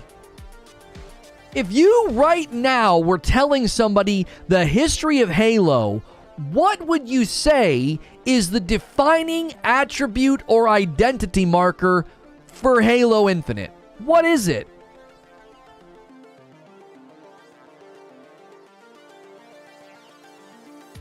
I can't answer the question other than answering the question with a laundry list of negatives. Just a laundry list of negatives. Yeah, it was the first Halo to launch multiplayer in a beta. They cut foundational features like co-op, replaying missions, didn't have Team Slayer at launch. It doesn't have an identity. It feels like a shell of a game. Do you want to know why it feels like the shell of a game? Because it is. It literally is the shell of a game. They were going to build something completely different than what we got. They were building a Destiny-like live service Halo Infinite, and that plan got gutted. So what'd you get? You got pieces and parts of a game. Everything that was supposed to define Halo Infinite failed in every single metric. Yeah, according to the Insider, his direct quote. Halo Infinite Battle Pass model is the only thing worth mentioning. Yeah, but is that defining of Halo Infinite, given that the Master Chief Collection has a better Battle Pass? And that had the Battle Pass first? Is that a defining identity attribute, since they basically did a worse job than the Master Chief Collection did with the Battle Pass? Like, I'm not trying to hate on the game. I'm genuinely trying to massage it out. What would be the central identity marker of Halo Infinite? It doesn't seem to have an identity. I feel like each Halo has something that people say about it. Oh, that one had the best ranking system. That one had the best campaign. I don't know, that one... But then you look at Halo 4 and 5, and they all seem like they're trying to carve out an identity, and they don't. And then this one's just like... It's Halo, you're definitely hating? No, I'm not. If you describe my content as hating, you're not listening, and you're grinding a dishonest axe. You won't last long here. I don't have patience for people like you anymore. Infinite has no new features outside of the grappling hook. You might want to start... You're going to have a lot of guys... Oh, stop. How many Halo Infinite streamers are there? This one feels the best to me. The PvP is good. Well, I'm not discussing whether or not the gameplay feels good. I played the game like 4 weeks in a row at the community. I think the gameplay feels great. Now, there's melee registration issues they have to resolve. That's an engine level problem. But I actually think Halo Infinite gameplay feels wonderful. I think it's really fun. It's supposed to be a good Halo. That's it. I'll tell you what the defining identity marker was supposed to be. It's in the name. Right? It's in the name. Halo Infinite was supposed to be the ongoing live service Halo. That's why they called it Halo Infinite. That's why when Joseph Staten first started talking about it, he was talking about going out and doing missions and new quests and things with your Spartan. The central identity of this game got ripped out of it. And what you're left with is the shell of a game. You have a campaign that is the best part. Do you want to know why the campaign is the best part? Because they build good gameplay. But the campaign quickly becomes confusing because why can't I replay missions? Why can't I play co-op? What the what? Well, because the campaign was not originally built with that in mind. It was originally built with it being an ongoing live service Halo Infinite, and that's gone. Halo Infinite gameplay was never structured around you replaying missions or playing with the buddy. That's the Halo of old. The new Halo was supposed to be a big open world live service experience where you played and experienced this place with other people. A $10 tip from Kubini Gaming. I'm sorry, I just don't play the multiplayer at all. I treated Halo just like God of War or any other type game, like that 20 hours one and done, story driven. I guess I'm in the minority. That's fine that you enjoyed the story. You can't look at this game and call it a success, and that's your defense of it. Well, if you ignore half the game, it's a success. That, by definition, sounds like not a success. Exactly. The metric Halo was supposed to reach is an ongoing Halo live service. Joseph Staten actually said they'd be going on quests. Yes. There was a literal interview with Joseph Staten where he talked about you will, in the future, go out on these new quests as your Spartan. And I immediately picked up on it. I said, he's describing a Destiny-style game. He's not describing a game where you play as Master Chief and get goosebumps because Master Chief is awesome. He's describing an ongoing live service Halo where you're invested in your Spartan. I immediately picked up on the language. I was like, he's not describing a typical Halo. And as more information has come out, that's exactly what they were doing. They were going to try to copy the Destiny formula. They were. And according to Schreier, they didn't just scrap 2/3 of the map. They scrapped 2/3 of the game. You got to think about 2/3 of the game. Look at the room you're sitting now. Look at the room you're sitting in. And divide it in your mind into thirds. And then limit the room to just 1/3 of its size. How constricted and restrained would you be? You'd be in a hallway, right? Average room size. I'm imagining most of you are sitting in a room right now. If suddenly was stripped down to 1/3 of its size, you'd be in a dadgum hallway. It'd be like super narrow all of a sudden. Whatever they were working on up to 2019, I mean, 2/3?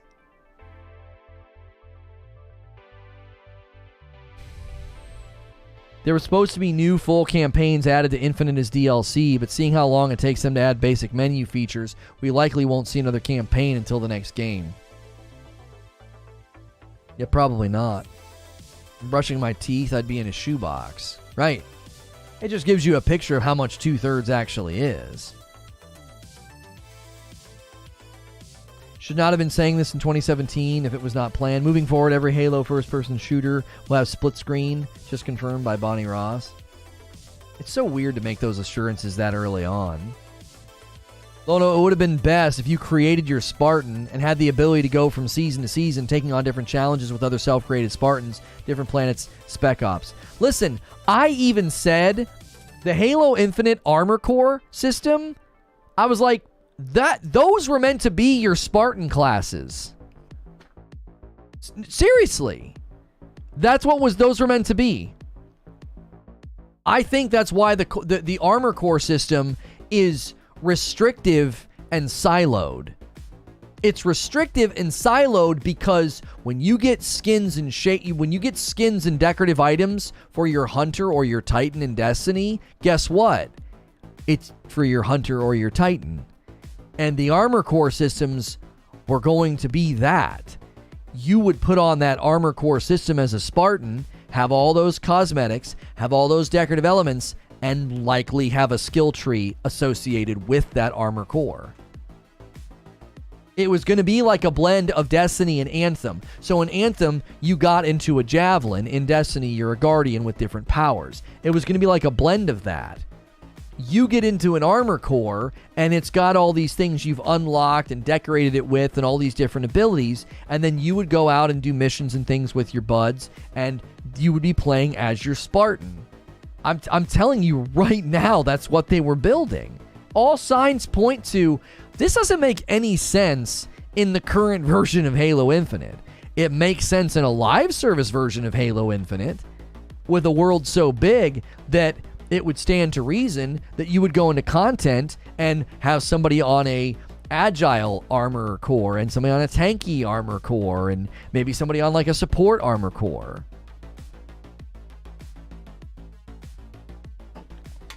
Maybe a stealthy one with a sword.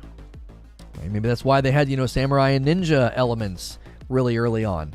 There's all kind of ways that could have met it out, and guess what that would give them the ability to do?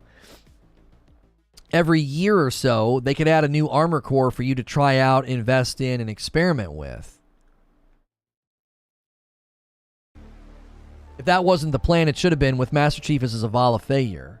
Oh, I already said that. They were going to immortalize Master Chief as an NPC. You get the voice actor to record, 10 years worth of voice lines as they continue to spell out the story and trot it out, and there you go. Like, you see what I'm saying? Like, there are so many different ways that could have played out, and it would have been an ongoing game. It would have worked. That should have been done. I think that was the plan. They need to put the 2/3 back in and soon.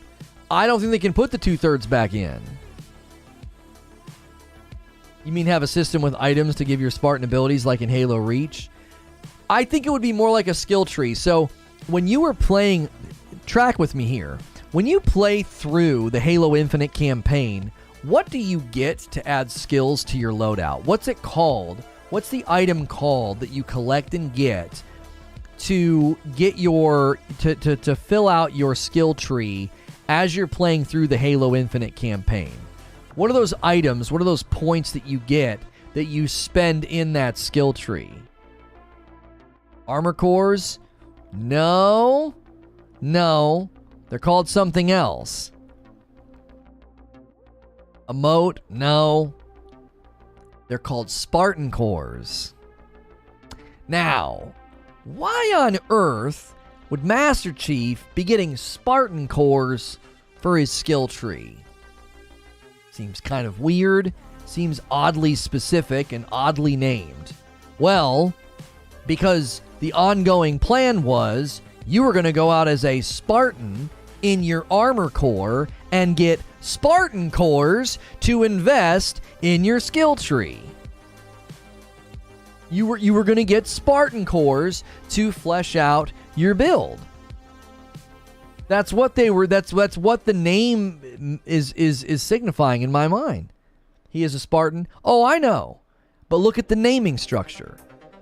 Spartan cores for your armor cores. It's that was the plan.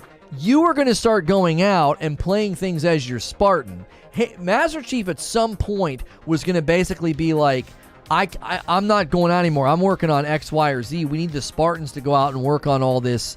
I don't even know what you would call it. Not terraforming, but, scouting, discovery, whatever, missions. The mission's too big for one man. Would have been kind of the goal. The mission's too big for one man. It's time for the Spartans. It's time for the era of the Spartans to really take the reins here.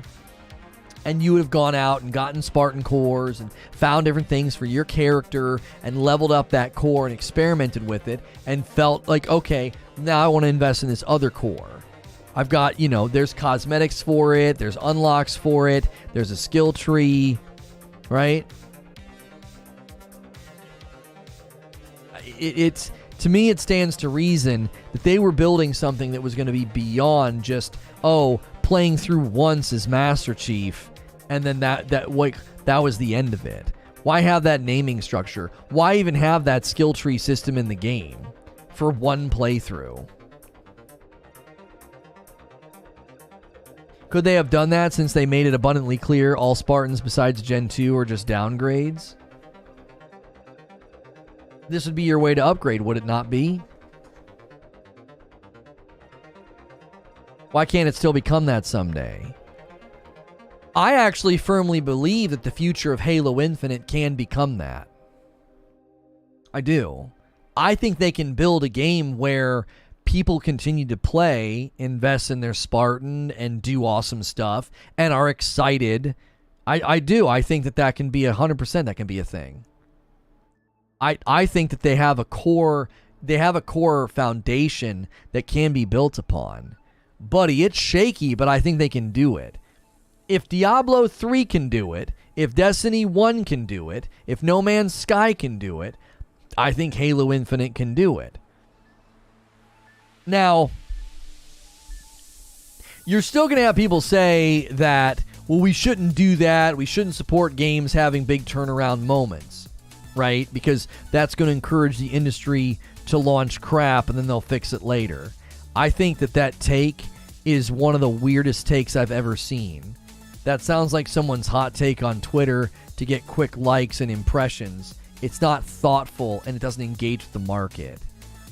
If you're paying close attention, ain't nobody gonna look at a couple of games that have fixed themselves and say, I tell you what we do, let's ship out crap and fix it later. It'll murder consumer confidence. Our share value will drop. We'll lose millions of dollars, but don't worry, we're playing the long con. We'll make it all back as we update the game. You're freaking kidding yourself if you think that's going to become business as usual after what has happened to Halo Infinite, Cyberpunk 2077, and Battlefield 2042. If the biggest names in the business get their freaking chin slapped for it, no one's going to make that their business strategy. Like, Cyberpunk is still not at a place where anybody would say, oh, we can totally launch crap and fix it later. Look at what Cyberpunk did. Look at how much money they made. No. Any business worth their weight in salt is going to look at what happened to with CD Projekt Red's share value and the millions upon millions of dollars they lost. They had to settle out of court with their shareholders. You think companies are going to do that? Well, I mean, No Man's Sky did it, and Destiny did it. Okay, well, that doesn't mean it's going to become a business strategy. It's just that's an ignorant, slippery slope fallacy to be like, oh, well, if we support a game that fixes itself, then more games are going to shovel out crap, and then we'll just let them fix it and support. No. Anthem is in the freaking ground right now. CD Projekt Red is cutting their losses. They're going to do one expansion, right? Cyberpunk made hundreds of millions, though, if not in the billions. No. Cyberpunk lost them millions, if not billions. You need to look at the grand scope of what they lost, with their share value plummeting, and they were sued by their shareholders. You've not looked at the scope of what happened with Cyberpunk if you think that they made out like a bandit and that they made tons of money. No. There were scary times in those offices, I'm telling you right now. There were scary days working at CD Projekt Red because there was a real danger of them being completely shuttered by the loss of share value and then being sued by their shareholders. When that starts happening, you start hearing whispers and rumors about the doors closing. They're doing well now. I mean, they've had a surge of player-based numbers in line with the 1.6 update in the Netflix show. We have an update hitting Reforge updates about that.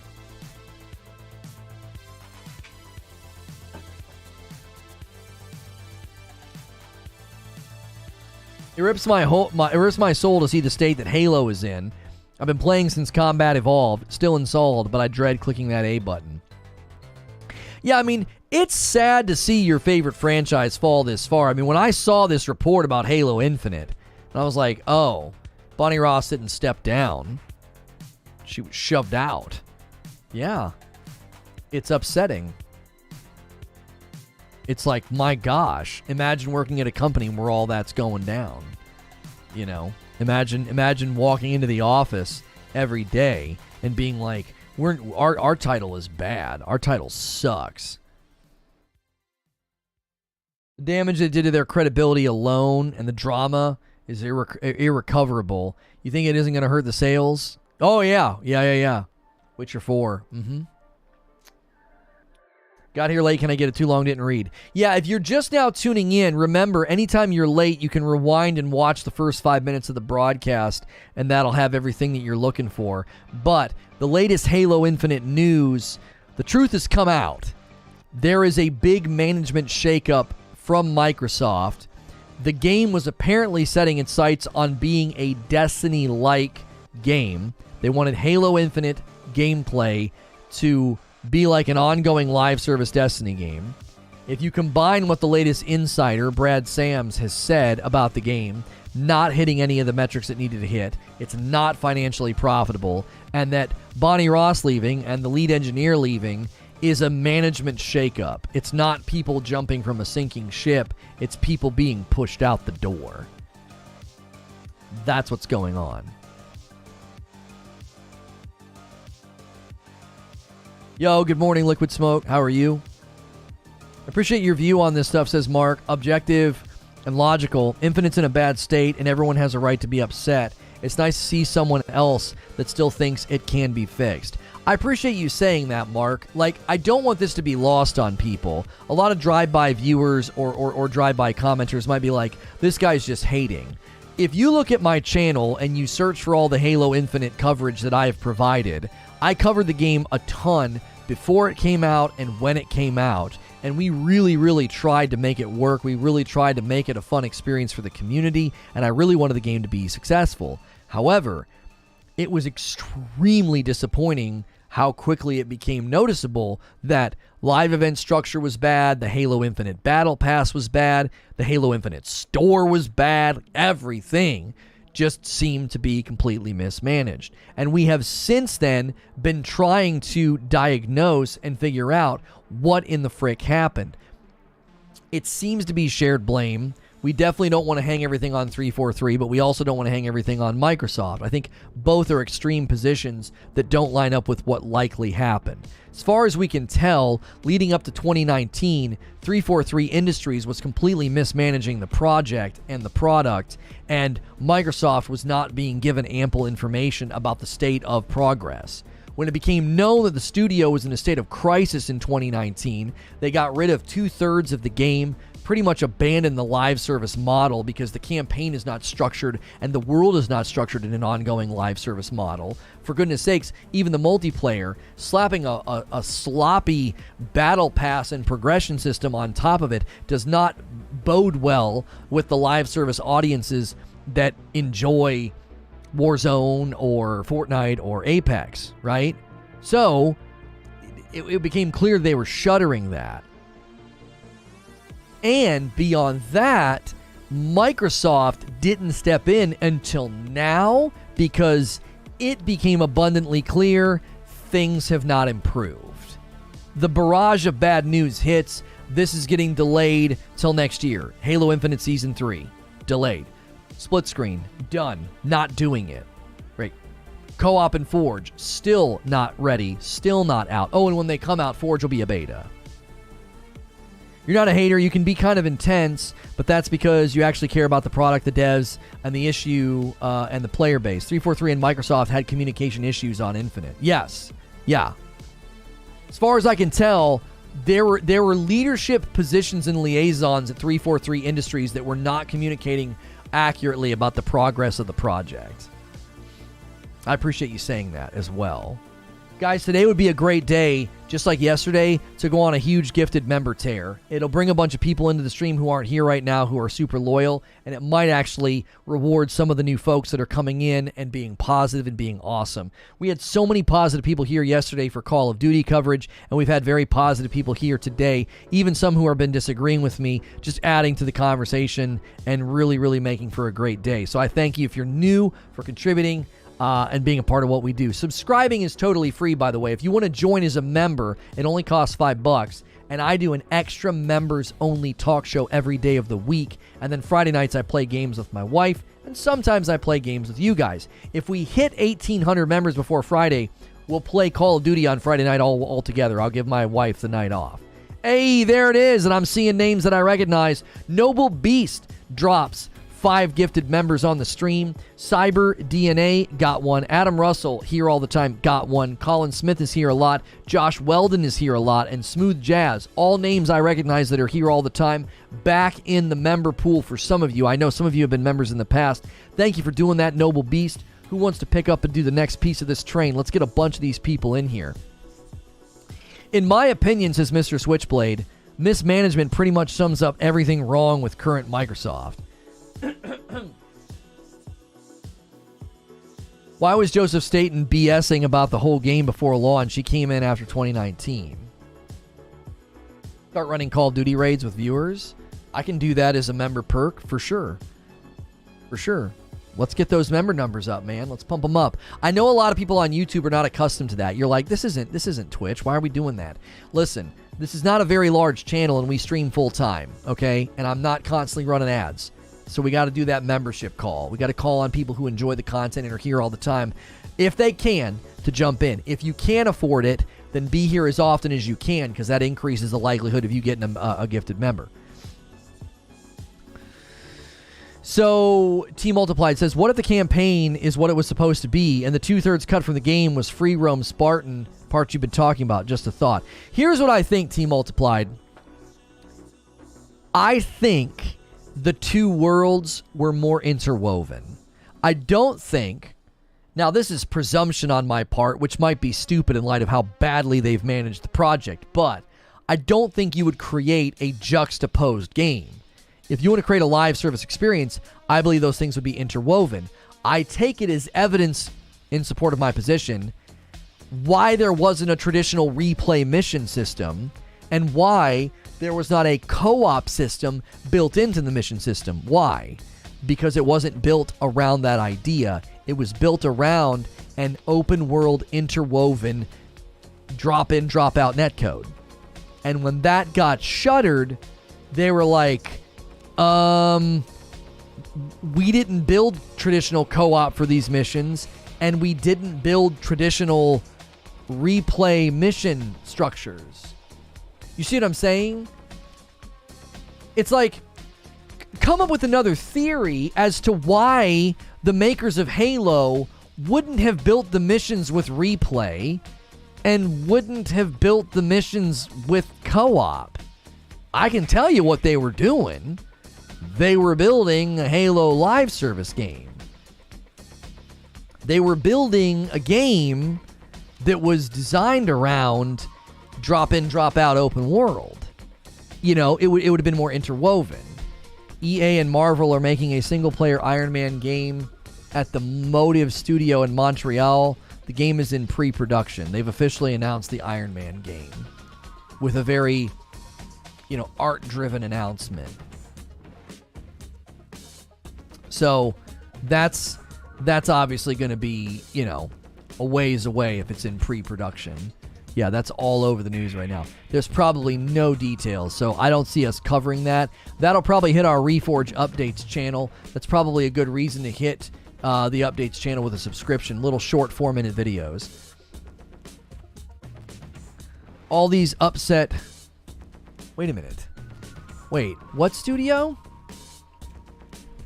What studio did they say was working on it? Motive Studio in Montreal? Huh.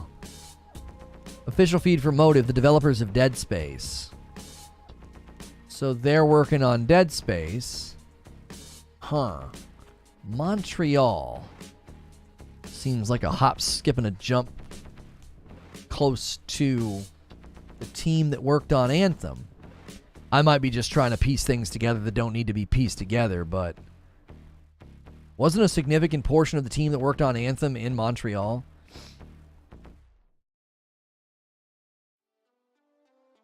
To many, live service games put the cart before the horse. On one hand, there is a lot of great live service games. However, there's a pile of shovelware that reaches all the way to Jupiter. You know what's really, I think, important about that, Zetrick? I'm going to call you Zetrick. I don't know if that's how your name's supposed to be spelled or is pronounced. I've said for a long time that live service almost has to be a symbiotic evolution. I don't necessarily think that you can. I'm not saying you can't, but I think if you try to build a live service game from moment one, you're going to run into problems. I think you're going to run into problems. Most of the successful live service games that we look to right now, it took them a long time to get there. Some of these games, it took them 10 years or more to get there. Diablo 3, Final Fantasy 14, Destiny, No Man's Sky. These games took, close to a decade to get to where they are, or sometimes more than a decade. Now, that doesn't mean that you can't build a live service game to be live service out of the box, but it certainly means if you're going to try and build a live service game, you've got to consider the other games that have made it and what they did and how they got there. It's just, I think it's extremely easy for live service to come out of the box and have, all it needs is 2 or 3 foundational problems and it's going nowhere, because your community is going to go and engage with it and be like, this isn't what we want, we don't like this, and oh yeah, this over here, we don't like this either.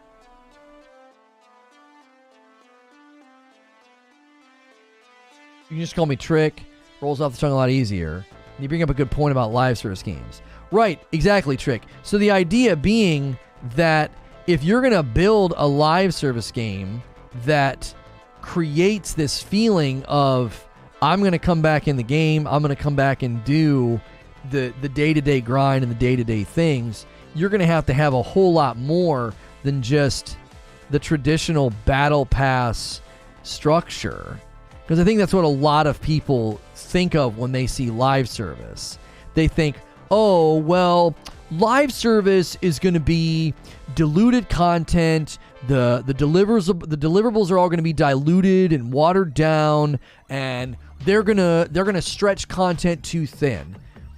And largely speaking, I think there have been companies that have done that, but I think the companies that did that were not trying to build a live service game necessarily for moment one. They were like, can we stretch this to be live service?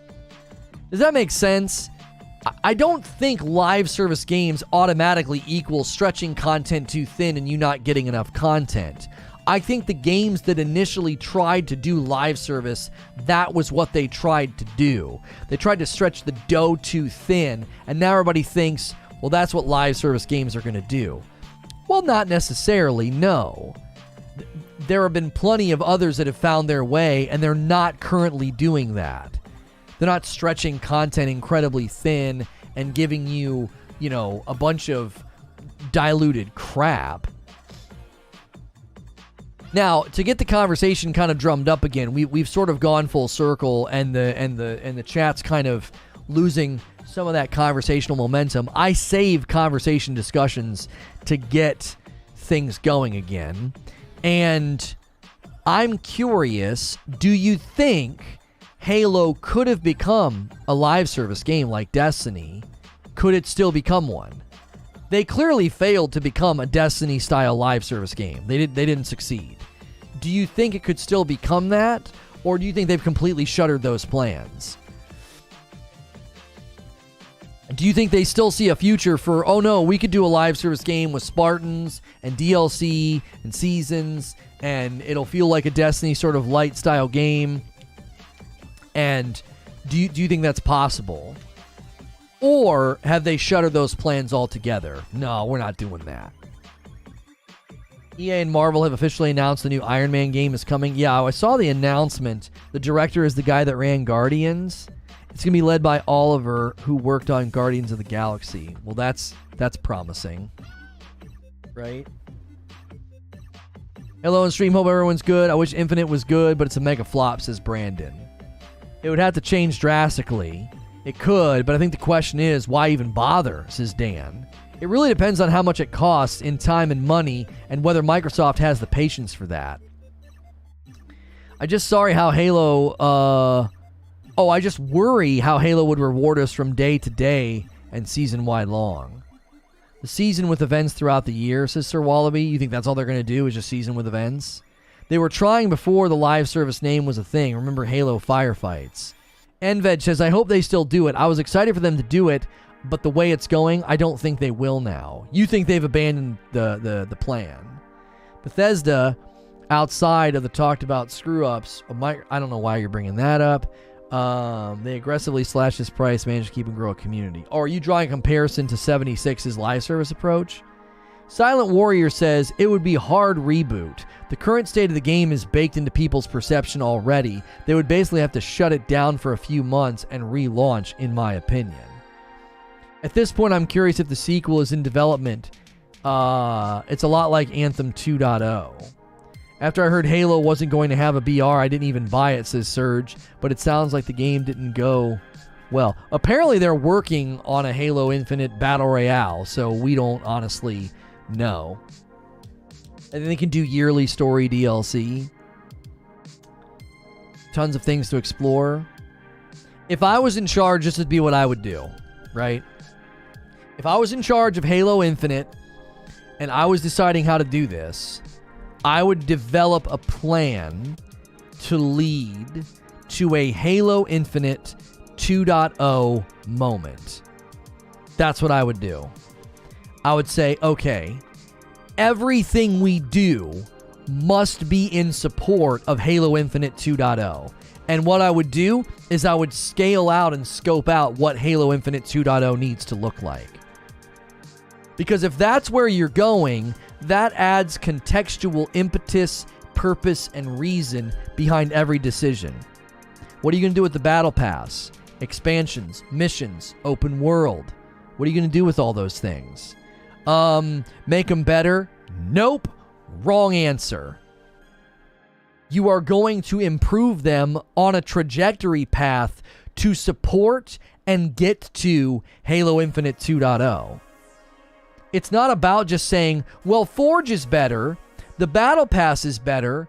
No, no, no. You are swinging way too low if you think that's the future of Halo Infinite. Well, we made stuff better. If the house is leaning and has a bad foundation, I don't care how much you improve the wallpaper, the paint, and the curtains. You got to fix the foundation, and you got to make sure everything you're fixing. Imagine if you were trying to change a one-story house into a four-story house.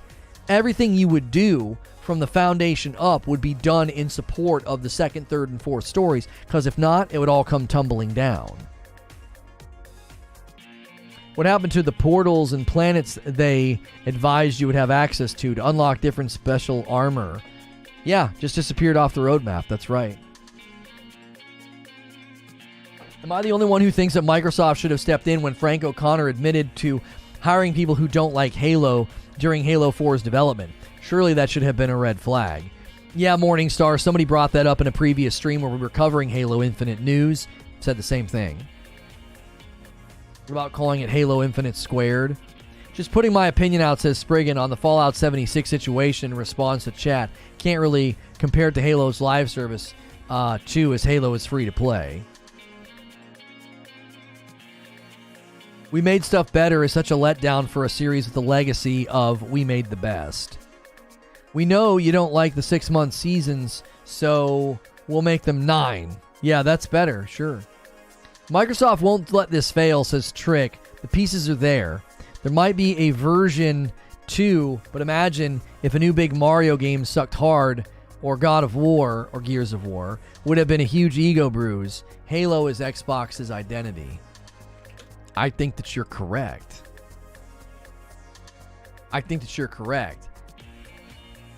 Listen, there's a part of me that thinks they never let this franchise die. There's two sides of my brain on this subject, okay? There's a side of my brain that says they're never going to let this franchise die. But then there's another part of my brain that says they're about to own Blizzard Activision.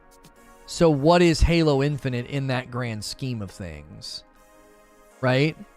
In the grand scheme of things, where does Halo Infinite even measure on that Richter scale of impact and influence, of profit and money and investment and future?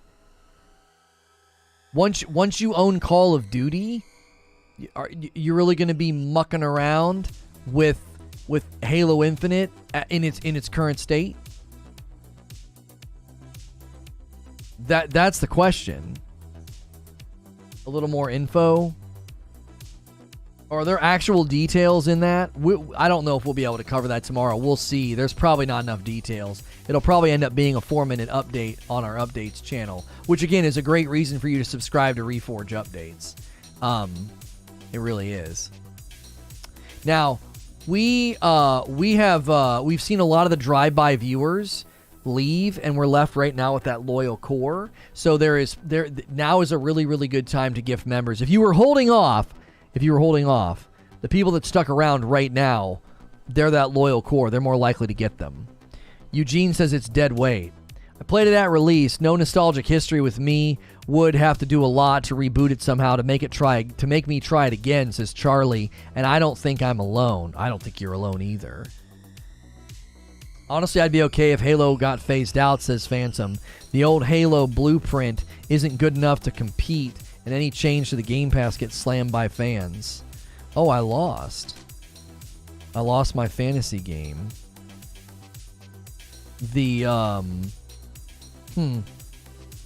I was set to win, and the person I was playing against, oh golly, they had a wideout snag 38. I don't want to talk sports ball. I just hadn't checked it yet. Please don't start talking sports ball. I've been listening for an hour, and what I think they need to do is take notes from Call of Duty, says Big Evil. Like, why is Call of Duty keeping up? Success because Halo can't. Like, Halo is top tier and should not have failed. Now, part of what you're saying I think is good, Big Evil, and part of what you're saying is unrealistic. Well, I don't think what you're saying is unrealistic, but I think it would have to be implemented in a realistic way. At one level, learning from Call of Duty is massively beneficial. Why? They have like 11 studios working on the dadgum game.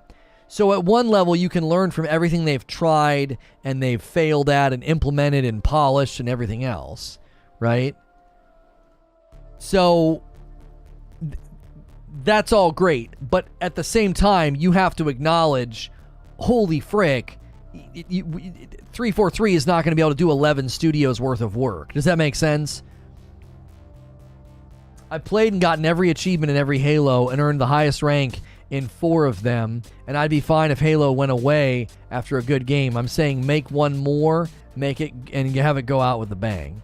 Joe Pergolizzi with a $5 tip through Super Chat. Halo won't die because there's nothing else like Halo. Doom doesn't die because it's its own game. Games only die when similar games do it better. Maybe. Call of Duty was not getting bigger since 2010, though. BR and mobile changed this bleed. Right, they need to expand beyond the more small arena-style gameplay. To be honest, arena shooter is a dead genre, says Master Jazz. What other games are doing arena shooter? Even Splitgate seems to maybe be changing direction. Now, the developers seem to be investing in a new Splitgate. I don't know what they're saying. Somebody told me their announcement reads like they're going to be doing more Splitgate, and that's not how I read it. What does Halo do differently at this point? I'm curious, this creature. They basically seem to stick to the traditional arena-style gameplay with very, very tight and I would say maybe even slow shooting styles. You know, slow combat styles. Online only service games die. I can still play Pong if I wanted to. Well, but that doesn't mean that this game is set. That doesn't mean that the franchise of Halo is set to die. They're ending Splitgate 1 support and making 2. Yeah, see, I think it was Gilly that corrected me on that, Eugene. I thought they were getting rid of it, but he read it that way. They're basically building the next Splitgate. A $2 tip from TJ Rage. If Mario can exist for over 30 years, and so can Halo. Slow like Tarkov, slow like Valorant. No, it's a slower arena shooter. Valorant is not an arena shooter, neither is Tarkov. So it's the more pure arena shooter that's out there, and it is a slower paced arena shooter. You know, if you look at the arena shooters of old, you look at Unreal Tournament and Quake, I mean, Halo is geriatric in comparison to those games, and that's one of the things I think that makes it stand out. It's more slow, it's more methodical, it's more strategic. The prize face, the new Splitgate game will be a BR. I swear, Paul might be onto something. Splitgate might be literally building a BR, and then they could maintain the arena style with modes or something like that. Important announcement about Splitgate's future. So you read that announcement, Eugene, as they're building Splitgate 2. I don't know if they would suddenly be doing a BR. The studio is now focused on its next project. It will again be a free-to-play shooter with portals set in the same universe. 1047 will build the upcoming game from scratch in Unreal 5. Battle Royale. I'm putting money on it. I agree with Paul. I agree with Paul. They said it's going to be a shooter with portals, and they're building it in UE5. Yeah. Yep. Battle Royale. We are turning our attention away from iterative smaller updates and going all in to focus on a new game in the Splitgate universe, which will present revolutionary, not evolutionary, changes to our game. It will be a shooter, it will have portals, it will be built in Unreal 5. Oh, and it will be free. Yeah, that's Battle Royale. Yep. Because they're presenting revolutionary, not evolutionary, changes to our game. Now, the not evolutionary line, though, Paul, I don't know. I could see somebody reading that and saying, isn't changing it into a battle royale pretty evolutionary? Right? Or are they saying, no, it's going to become a battle royale, that's revolutionary. But it's not going to be evolutionary. It's still going to be Splitgate. There's still going to be portals. It's still going to be a shooter. Are they saying it's not going to evolve beyond a shooter? VR isn't revolutionary? Well, then what would be revolutionary? Portals in an arena shooter? BR for Splitgate is revolutionary. It's a giant departure from what the game was born as. How could you claim that Splitgate 2 is revolutionary if it's just another arena shooter? That's not revolutionary either. So, are they going to try and do a hybrid? If Infinite shifts full gear focus toward having more social and casual experiences, then it will thrive, says Joe. No other game has a Forge or social game capacity. The only others that come to mind are Gmod and Roblox. PvE with portals? I think a battle royale with portals would be revolutionary. I think it would be. It would be how building was revolutionary in Fortnite. It completely changed the way that battle royale flowed.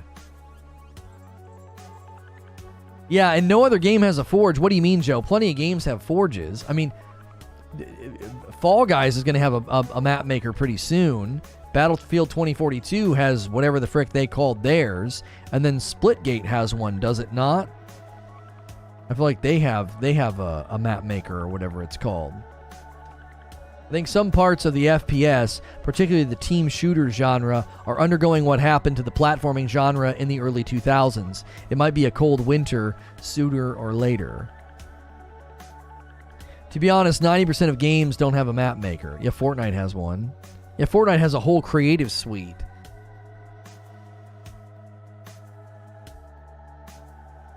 So I don't think saying no other game has a Forge social game capacity. I think Fortnite is like, excuse me, have you seen what we've done? Right? You mentioned Roblox. You know, Fortnite's pushing even further into that mentality. There's going to be like a Fortnite universe. They're giving away like the Unreal 5 editor to people to use to build their own games, basically, inside of a Fortnite universe. Fortnite's one game? Oh, okay. When you say no other game has a Forge social game capacity, and we've listed 3 that do, it kind of undercuts the point of no other game has that. So yeah, just one game. Fortnite's not Halo, though? Okay. Everybody try to stay on track. I know it's difficult because it's a live environment. He said no other game has a Forge or social game capacity. And we are saying that that's not true, and we're pointing to other games that have those things. So saying, well, that's only one game, or saying it's not Halo, those don't apply to what we're saying. You're saying nonsensical statements. We're pushing back on someone claiming that only Halo is the only game that has this. That's not true. If I said that this is the only game with a sniper, and you said, what? Plenty of other games have snipers. Well, that's only a couple of games, and it's not Halo. Well, okay, that doesn't make the original statement true. It's not logically connected to the original statement. Have you seen the new stuff Fortnite has done? They have a full Destiny game mode and map that the community made. It's the future. Just wait until they have all the consoles, VR, and mobile all in the same instances. It'll have a chance to take out Roblox. Yeah, I think the Fortnite universe or metaverse or whatever they end up calling it, yeah.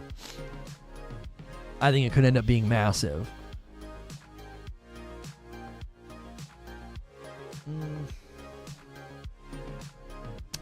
Yeah, wait until Halo has the guy from Fortnite in it. What? Evolution would be cumulative, meaning building on what already exists. Revolution would be a complete change in direction, so maybe that's what they mean. What I mean is Forge is what they should use to revolutionize the industry instead of focusing on something that they are unfamiliar with. Other games have Forge, but they don't come close. Sorry, English isn't my first language. You're doing great, Joe. Other games have Forge, but they don't come close. I really think you're underestimating just how good the creative mode is in Fortnite. I also think the suite of tools that they gave people in Battlefield 2042 was incredibly impressive. And the major difference between Fortnite's creative mode and Battlefield's creative thing and Halo Infinite Forge is Halo Infinite Forge isn't even out yet. And when it comes out, it'll be in beta. So I don't want to take away from what you're saying. I certainly think that Halo Infinite Forge could be a significant uptick and win for the game and community. But my gosh, is it late to the party. It's just very late to the party. I do not see that turning the tide for Halo Infinite. What I think turns the tide for Halo Infinite is a very true and fully realized vision. That's what turns the tide for Halo Infinite.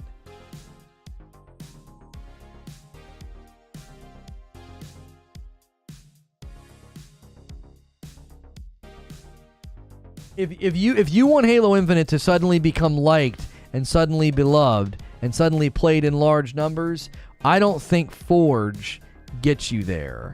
I think Forge will rally the loyal base, but I don't think Forge will do anything with respect to the players and the gaming community at large. I don't think it will. I think Forge will rally the loyal base. I don't think it'll do anything for the game's... On the grand stage of gaming, I don't think Forge makes a dent. I don't think it does. I think it rallies the Halo fans. The loyal base are millions, though. That's well, at this point, maybe. At this point, that's a maybe. People who have played Halo and loved it, sure, that's millions. Are they still loyal? I don't think so. That's all Halo needs is its loyal base, no one else. That's pretty generous considering the fact that they have tons and tons and tons of dollars backing them. But apparently they just need the loyal base. That'd be a question for the higher ups at Microsoft. They dropped $70 billion to buy Blizzard Activision, and they continue to pour millions, hundreds of millions of dollars in Halo Infinite. You think they're going to be like, oh yeah, all we need is the loyal base. We just need the loyal base. That's it. I don't think so. I think that grossly underestimates how many people that they need for this thing to be profitable. I don't think the loyal base is sufficient. I think they need way more than that. Loyal base has been in the chat yawning at Forge for the last year. Why does Halo need to be bigger than Fortnite and Call of Duty? I never said it needed to be bigger than Fortnite and Call of Duty. I never said that. You need to exist and grow outside of your loyal base. Like, if you look at communities and depreciating returns and how people jumping in a game and playing it slowly declines over time, and you think that that's totally fine if Halo Infinite, a fumbled, embarrassing flop of a game at launch, can slowly rebuild itself and all they need are the loyal base, I don't think that you fully understand the gravity of the situation. If you think if you think Microsoft steps in and does a management shakeup and their hope is to rally the loyal base and that's it, I think you grossly underestimate what Microsoft would like to see out of Game Pass and their first-party titles. Because I do not think that is true. I do not think you're going to have a company throwing this level of money and investment in a game and being like, well, all we really need is the loyal base. The loyal base, for all intents and purposes, may never ever give you a second shot after how much has changed and how bad that it's been.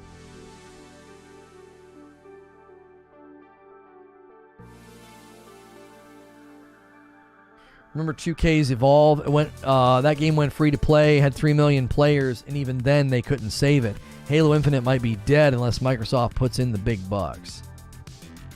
That's why I've said I feel like this is a pretty significant Hail Mary, because they're not just doing a management shakeup. I think they're saying, listen, this is it.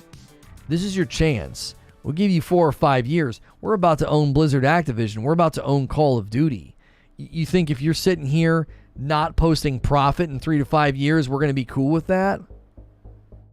They put billions into the franchise, and this is the game we get. Listen, management is lucky that they aren't all out. Microsoft is very efficient with its resources. If there was management shakeup, it's a warning to those that they kept. Take it from a former Microsoft employee. They should put their money into a new IP and stop wasting it on Halo. I bet you there's a lot of people that feel that way. I bet you there's a lot of people that feel that way. They probably think, listen, this ship has sailed, man. I'm not saying that. I think they can turn it around. I actually think there are pieces and parts here that could make the game flourish with enough money and enough time. Sure. That's the question. Will Microsoft sit around and wait? And for how long will they sit around and wait? Like, look at how long they waited. Seriously. How long was Halo Infinite in development? And then they learned that it's in crisis in 2019. They bring in Joseph Staten. We're nearing the end of 2022. When the year 2022 ends, Halo Infinite ain't in a great state. So when 2023 hits, we're nearing 4 years from the time that the crisis became known. 4. Just how long do you think Microsoft's going to put up with this? How long? It took us 4 years to get here, and even that ain't that great. We ain't even in that great of a position. We're not even in that great of a spot.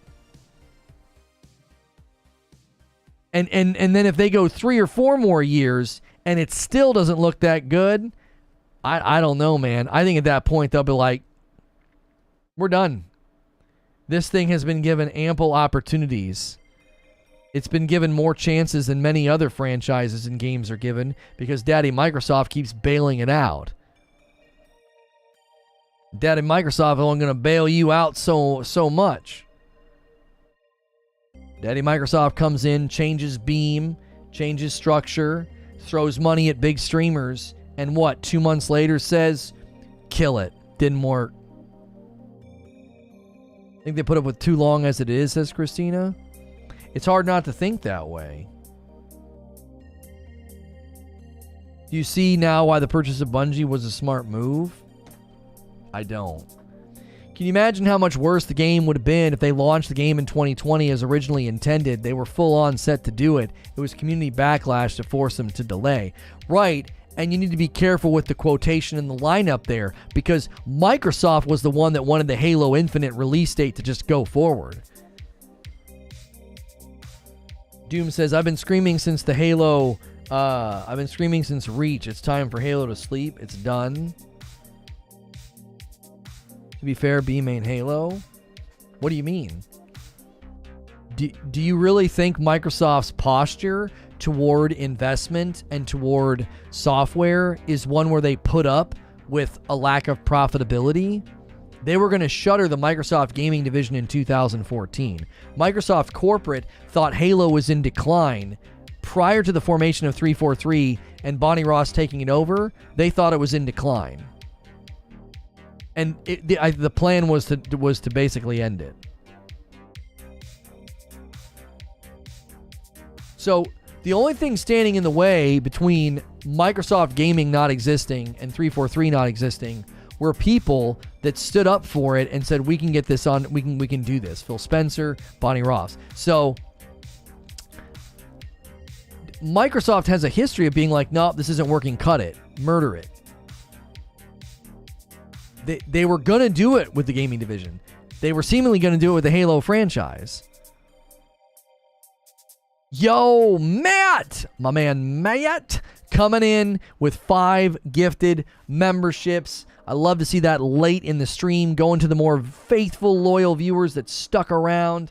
Morningstar, Zach, Raymond, Claudeau, Anthony. You guys all got gifted members. We could do a really, really strong member train here at the end. It would bounce viewership back because a lot of people will get an email and they'll come in, and it will certainly get more people into our members-only content. So thank you for doing that, Matt. Microsoft is only invested in Xbox because of Game Pass. Morningstar says, muchas gracias for the gifted sub.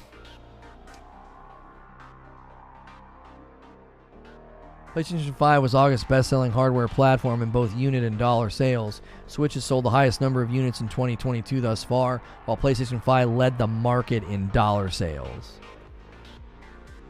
My favorite time of the month. Video game hardware dollar sales grew 14% when compared to a year ago. $375 million, helped by improved supply of the PlayStation 5 and the Xbox Series consoles. Year-to-date, hardware spending declined by 4%. Cloud Dayu? I don't know how to say it. Claudeau? I don't know. Does 343 need more money? Where can I write my check? Halo has and always will mean a lot to me. My son has Master Chief and Halloween last year. It runs deep. Listen, Docs, just gift members here. We'll make it happen. You know what I'm saying? Don't write a check to 343. Let's get some member goals going.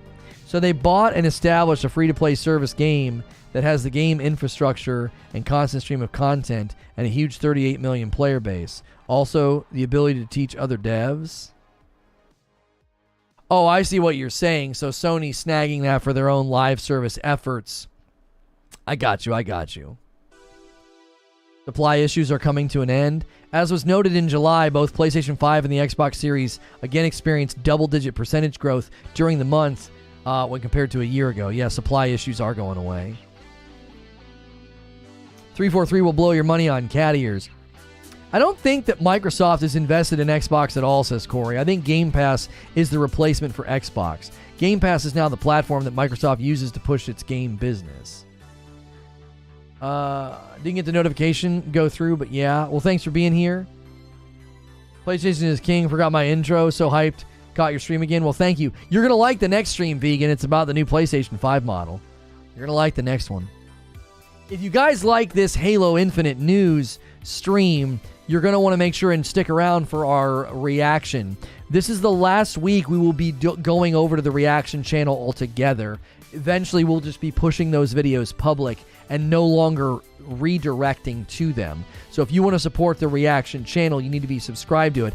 I will be reacting to Brad Sams, the 343 insider who broke this story about Halo Infinite. They better fix shorts. They better fix shorts, man. Pushing out some killer ones, and they're booming over on the other platforms. Xbox is console, PC, cloud. It's all an ecosystem. It has been for years. Not sure why people are just realizing this now. Yeah, I mean, it seemed to me in 2017 or 2018 E3, one of those years during my E3 coverage, I was like, man, I really feel like Microsoft is trying to blur the line between console and PC so they can claim that their platform is bigger than just the Xbox. It felt like the writing was on the wall, I don't know, 4 or 5 years ago. And then they start talking about the Xbox ecosystem and Game Pass now, and it's like, goodness gracious, it's obvious. As soon as we cover something positive on Halo, I got you, I promise. It's a long ways away.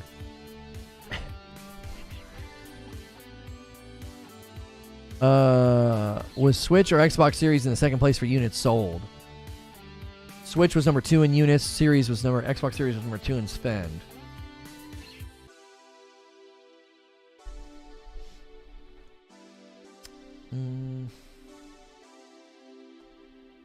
Microsoft doesn't care about your plastic box anymore. I made the right call with my PC.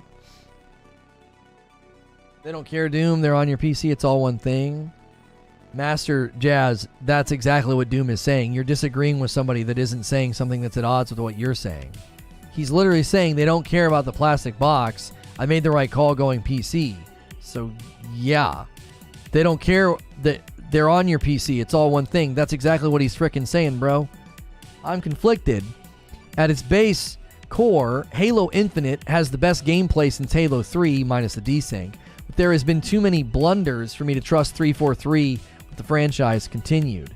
If the Tonka comes out and is superior, I expect Certain Affinity to be given the reins. I could see Certain Affinity being given the reins of purely just the Battle Royale to turn it into a cash cow. I'm saying they do care if it's all one thing. I don't care why y'all keep saying they don't care. You're missing the point. I don't know why y'all keep saying they don't care. What people are saying is that Microsoft doesn't care if you're on an Xbox or a PC. They just want you in their ecosystem. So when we're saying they don't care, that's what we're speaking contextually. They don't care where you play. They want you in their ecosystem. Phone, laptop, iPad, PC, Samsung television where Game Pass is baked into it. That's the point that we're making. You're saying the same thing. You're disagreeing with people that are in agreement with what you're saying. Y'all are making it sound like they don't want to invest in Xbox. You're on to something. Yeah. Demonstrated an amazing mod that adds the first-person view to Insomniac's Spider-Man. That's cool.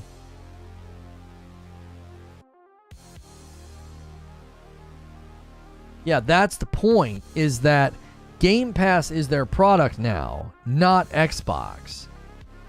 Mike Quad says choo-choo. I mean, they kind of don't. Yeah, I don't think that they're needing to invest. They don't need to invest in Xbox. They're investing in a software platform that they want to have everywhere.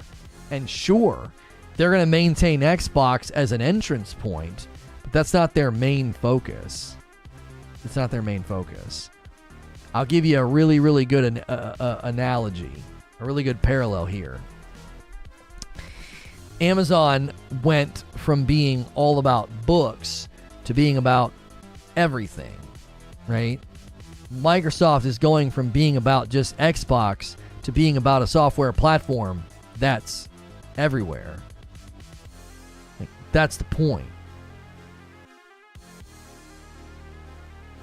The world's bigger than that plastic box. That's the whole point. That's the whole goal is to get out from underneath this idea that, oh, we got to get people on our plastic box. We got to get market saturation for our plastic box. No, you don't. Oh no, there's chipset shortages. Oh no, there's production line trouble. Oh no, we have a really hard time getting the Asian market to buy our hardware. Who the frick cares? It's on their TVs, their phones, and their PCs. There's no hardware barrier anymore. Like, I've said for a while that Microsoft is operating at a 900 IQ level. And I think a lot of the times, the people that really like ardently defend them and take up for them, a lot of the times they argue for Microsoft in like a really narrow way.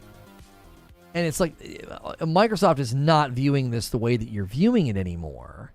Their plan is way far out. This is why I was being kind of hard on Halo Infinite. I was like, listen, if you think Microsoft's going to put up with this crap, you got another thing coming. They don't really care about Halo and the Xbox. They care about Game Pass and the Microsoft ecosystem.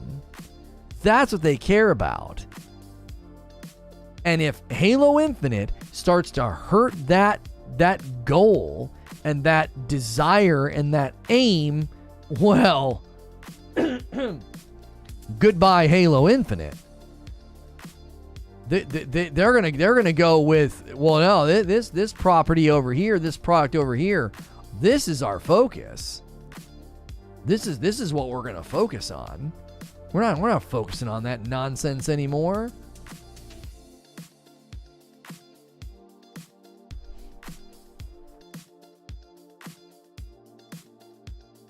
That's why I've always been telling people who kind of come in, disagree with me, or argue with me about Microsoft. A lot of the times I'm like, man, you're viewing this so narrow that you're missing out on just how big Microsoft's plan is.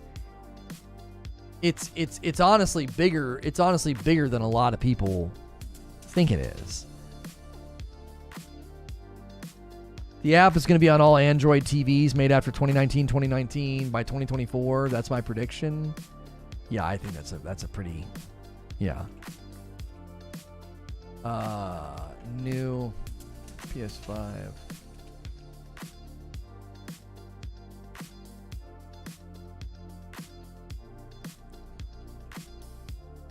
Only thing I don't like about my desk setup, like everything with my setup is exactly how I want it. But when I go to type, the keyboard is just slightly off center and askew, and I'm like a really fast typer, but I can't type fast like when I'm freaking crooked. I end up making so many mistakes. It's super annoying. The sooner Microsoft Gaming cuts the Xbox hardware, the stronger they will be. Yeah, it'll give them easier footholds in the mobile market and in the PC market. Exactly.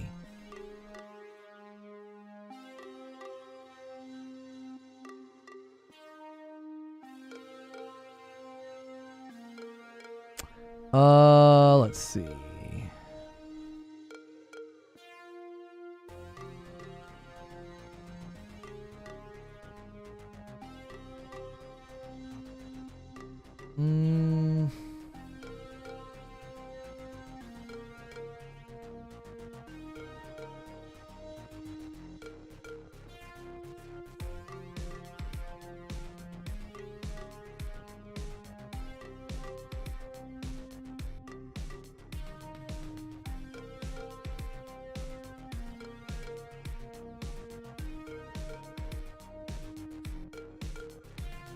Sorry.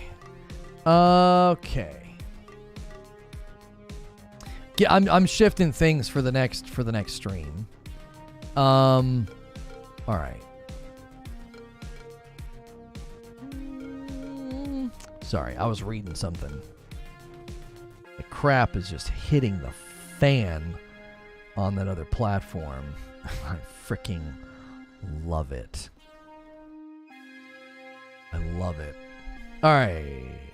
How are we looking here? Okay.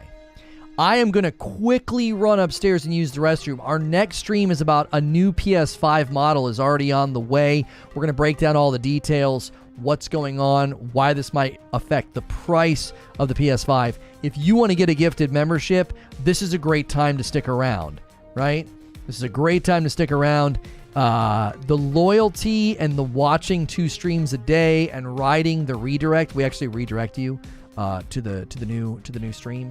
That typically is a big factor in whether or not you get a gifted membership. So if you guys want to gift members and keep pushing that train further, we have a huge goal of 1,800 members that we're trying to get to before Friday night. If we get to 1,800, I'm going to give my wife the night off, and we're all going to play the Call of Duty Open World, the Call of Duty Modern Warfare 2 Open Beta. And right now we need 160 members, which we can get there really fast. Some leaker outed himself. No, there is big, just wait. As I've said for many years, stuff's going to start coming out, and it's going to be amazing. But we have more important things to talk about. PlayStation 5 new model. Don't go anywhere. That's the next stream. Keep it here. Smash the like button. While I'm gone, this is a perfectly good time for you guys that are new members to get into our Discord. And we only need 24 likes to hit 600, okay? And then when we go over to the new stream, we're going to need a ton more likes, okay? Because it'll be a brand new stream. So give me 24 more and get ready for the new stream. I'll be right back. Don't go anywhere.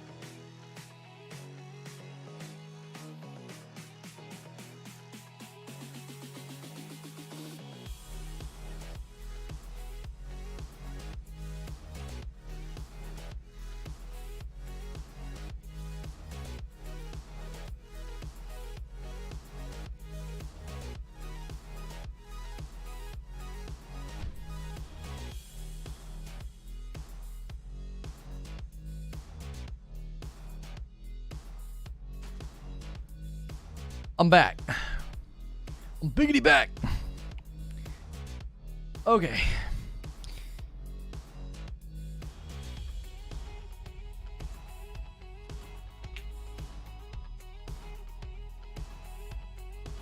Okay.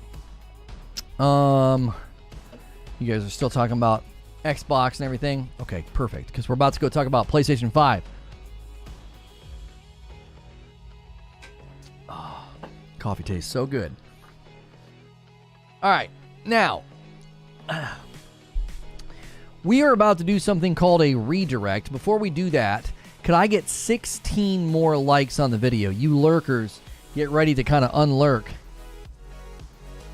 We're about to go to a new stream, and we'll need you to smash the like button over there. So smash it here and get ready to smash it again, because as soon as we get over to the new stream, I'm going to need a bunch of new likes.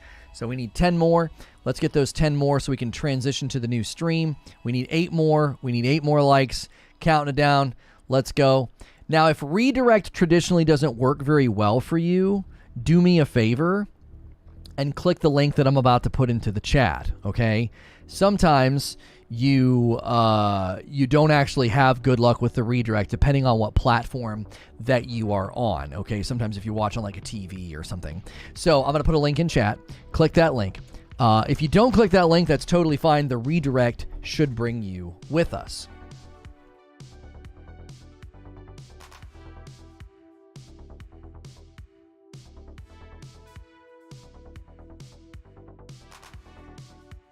A new PS5 launching is not a headline people expected to see. A brand new PlayStation 5 model is apparently on the way. I'm going to break down all the information for you right at the beginning of this stream. This is a live stream, so the video is kind of long, which is why I put all the good info right at the beginning. I'm going to be ending my previous stream and bringing people over from it. We talked about Halo Infinite. Some big news came out about what really happened over there, and when we end that one, it'll bring people over. If you like my live streams, my content, my breakdowns about the new PlayStation 5 model and the new PS5 model is today's topic, and our other things, make sure and hit subscribe and the bell button. That way you don't miss the content, and we do it like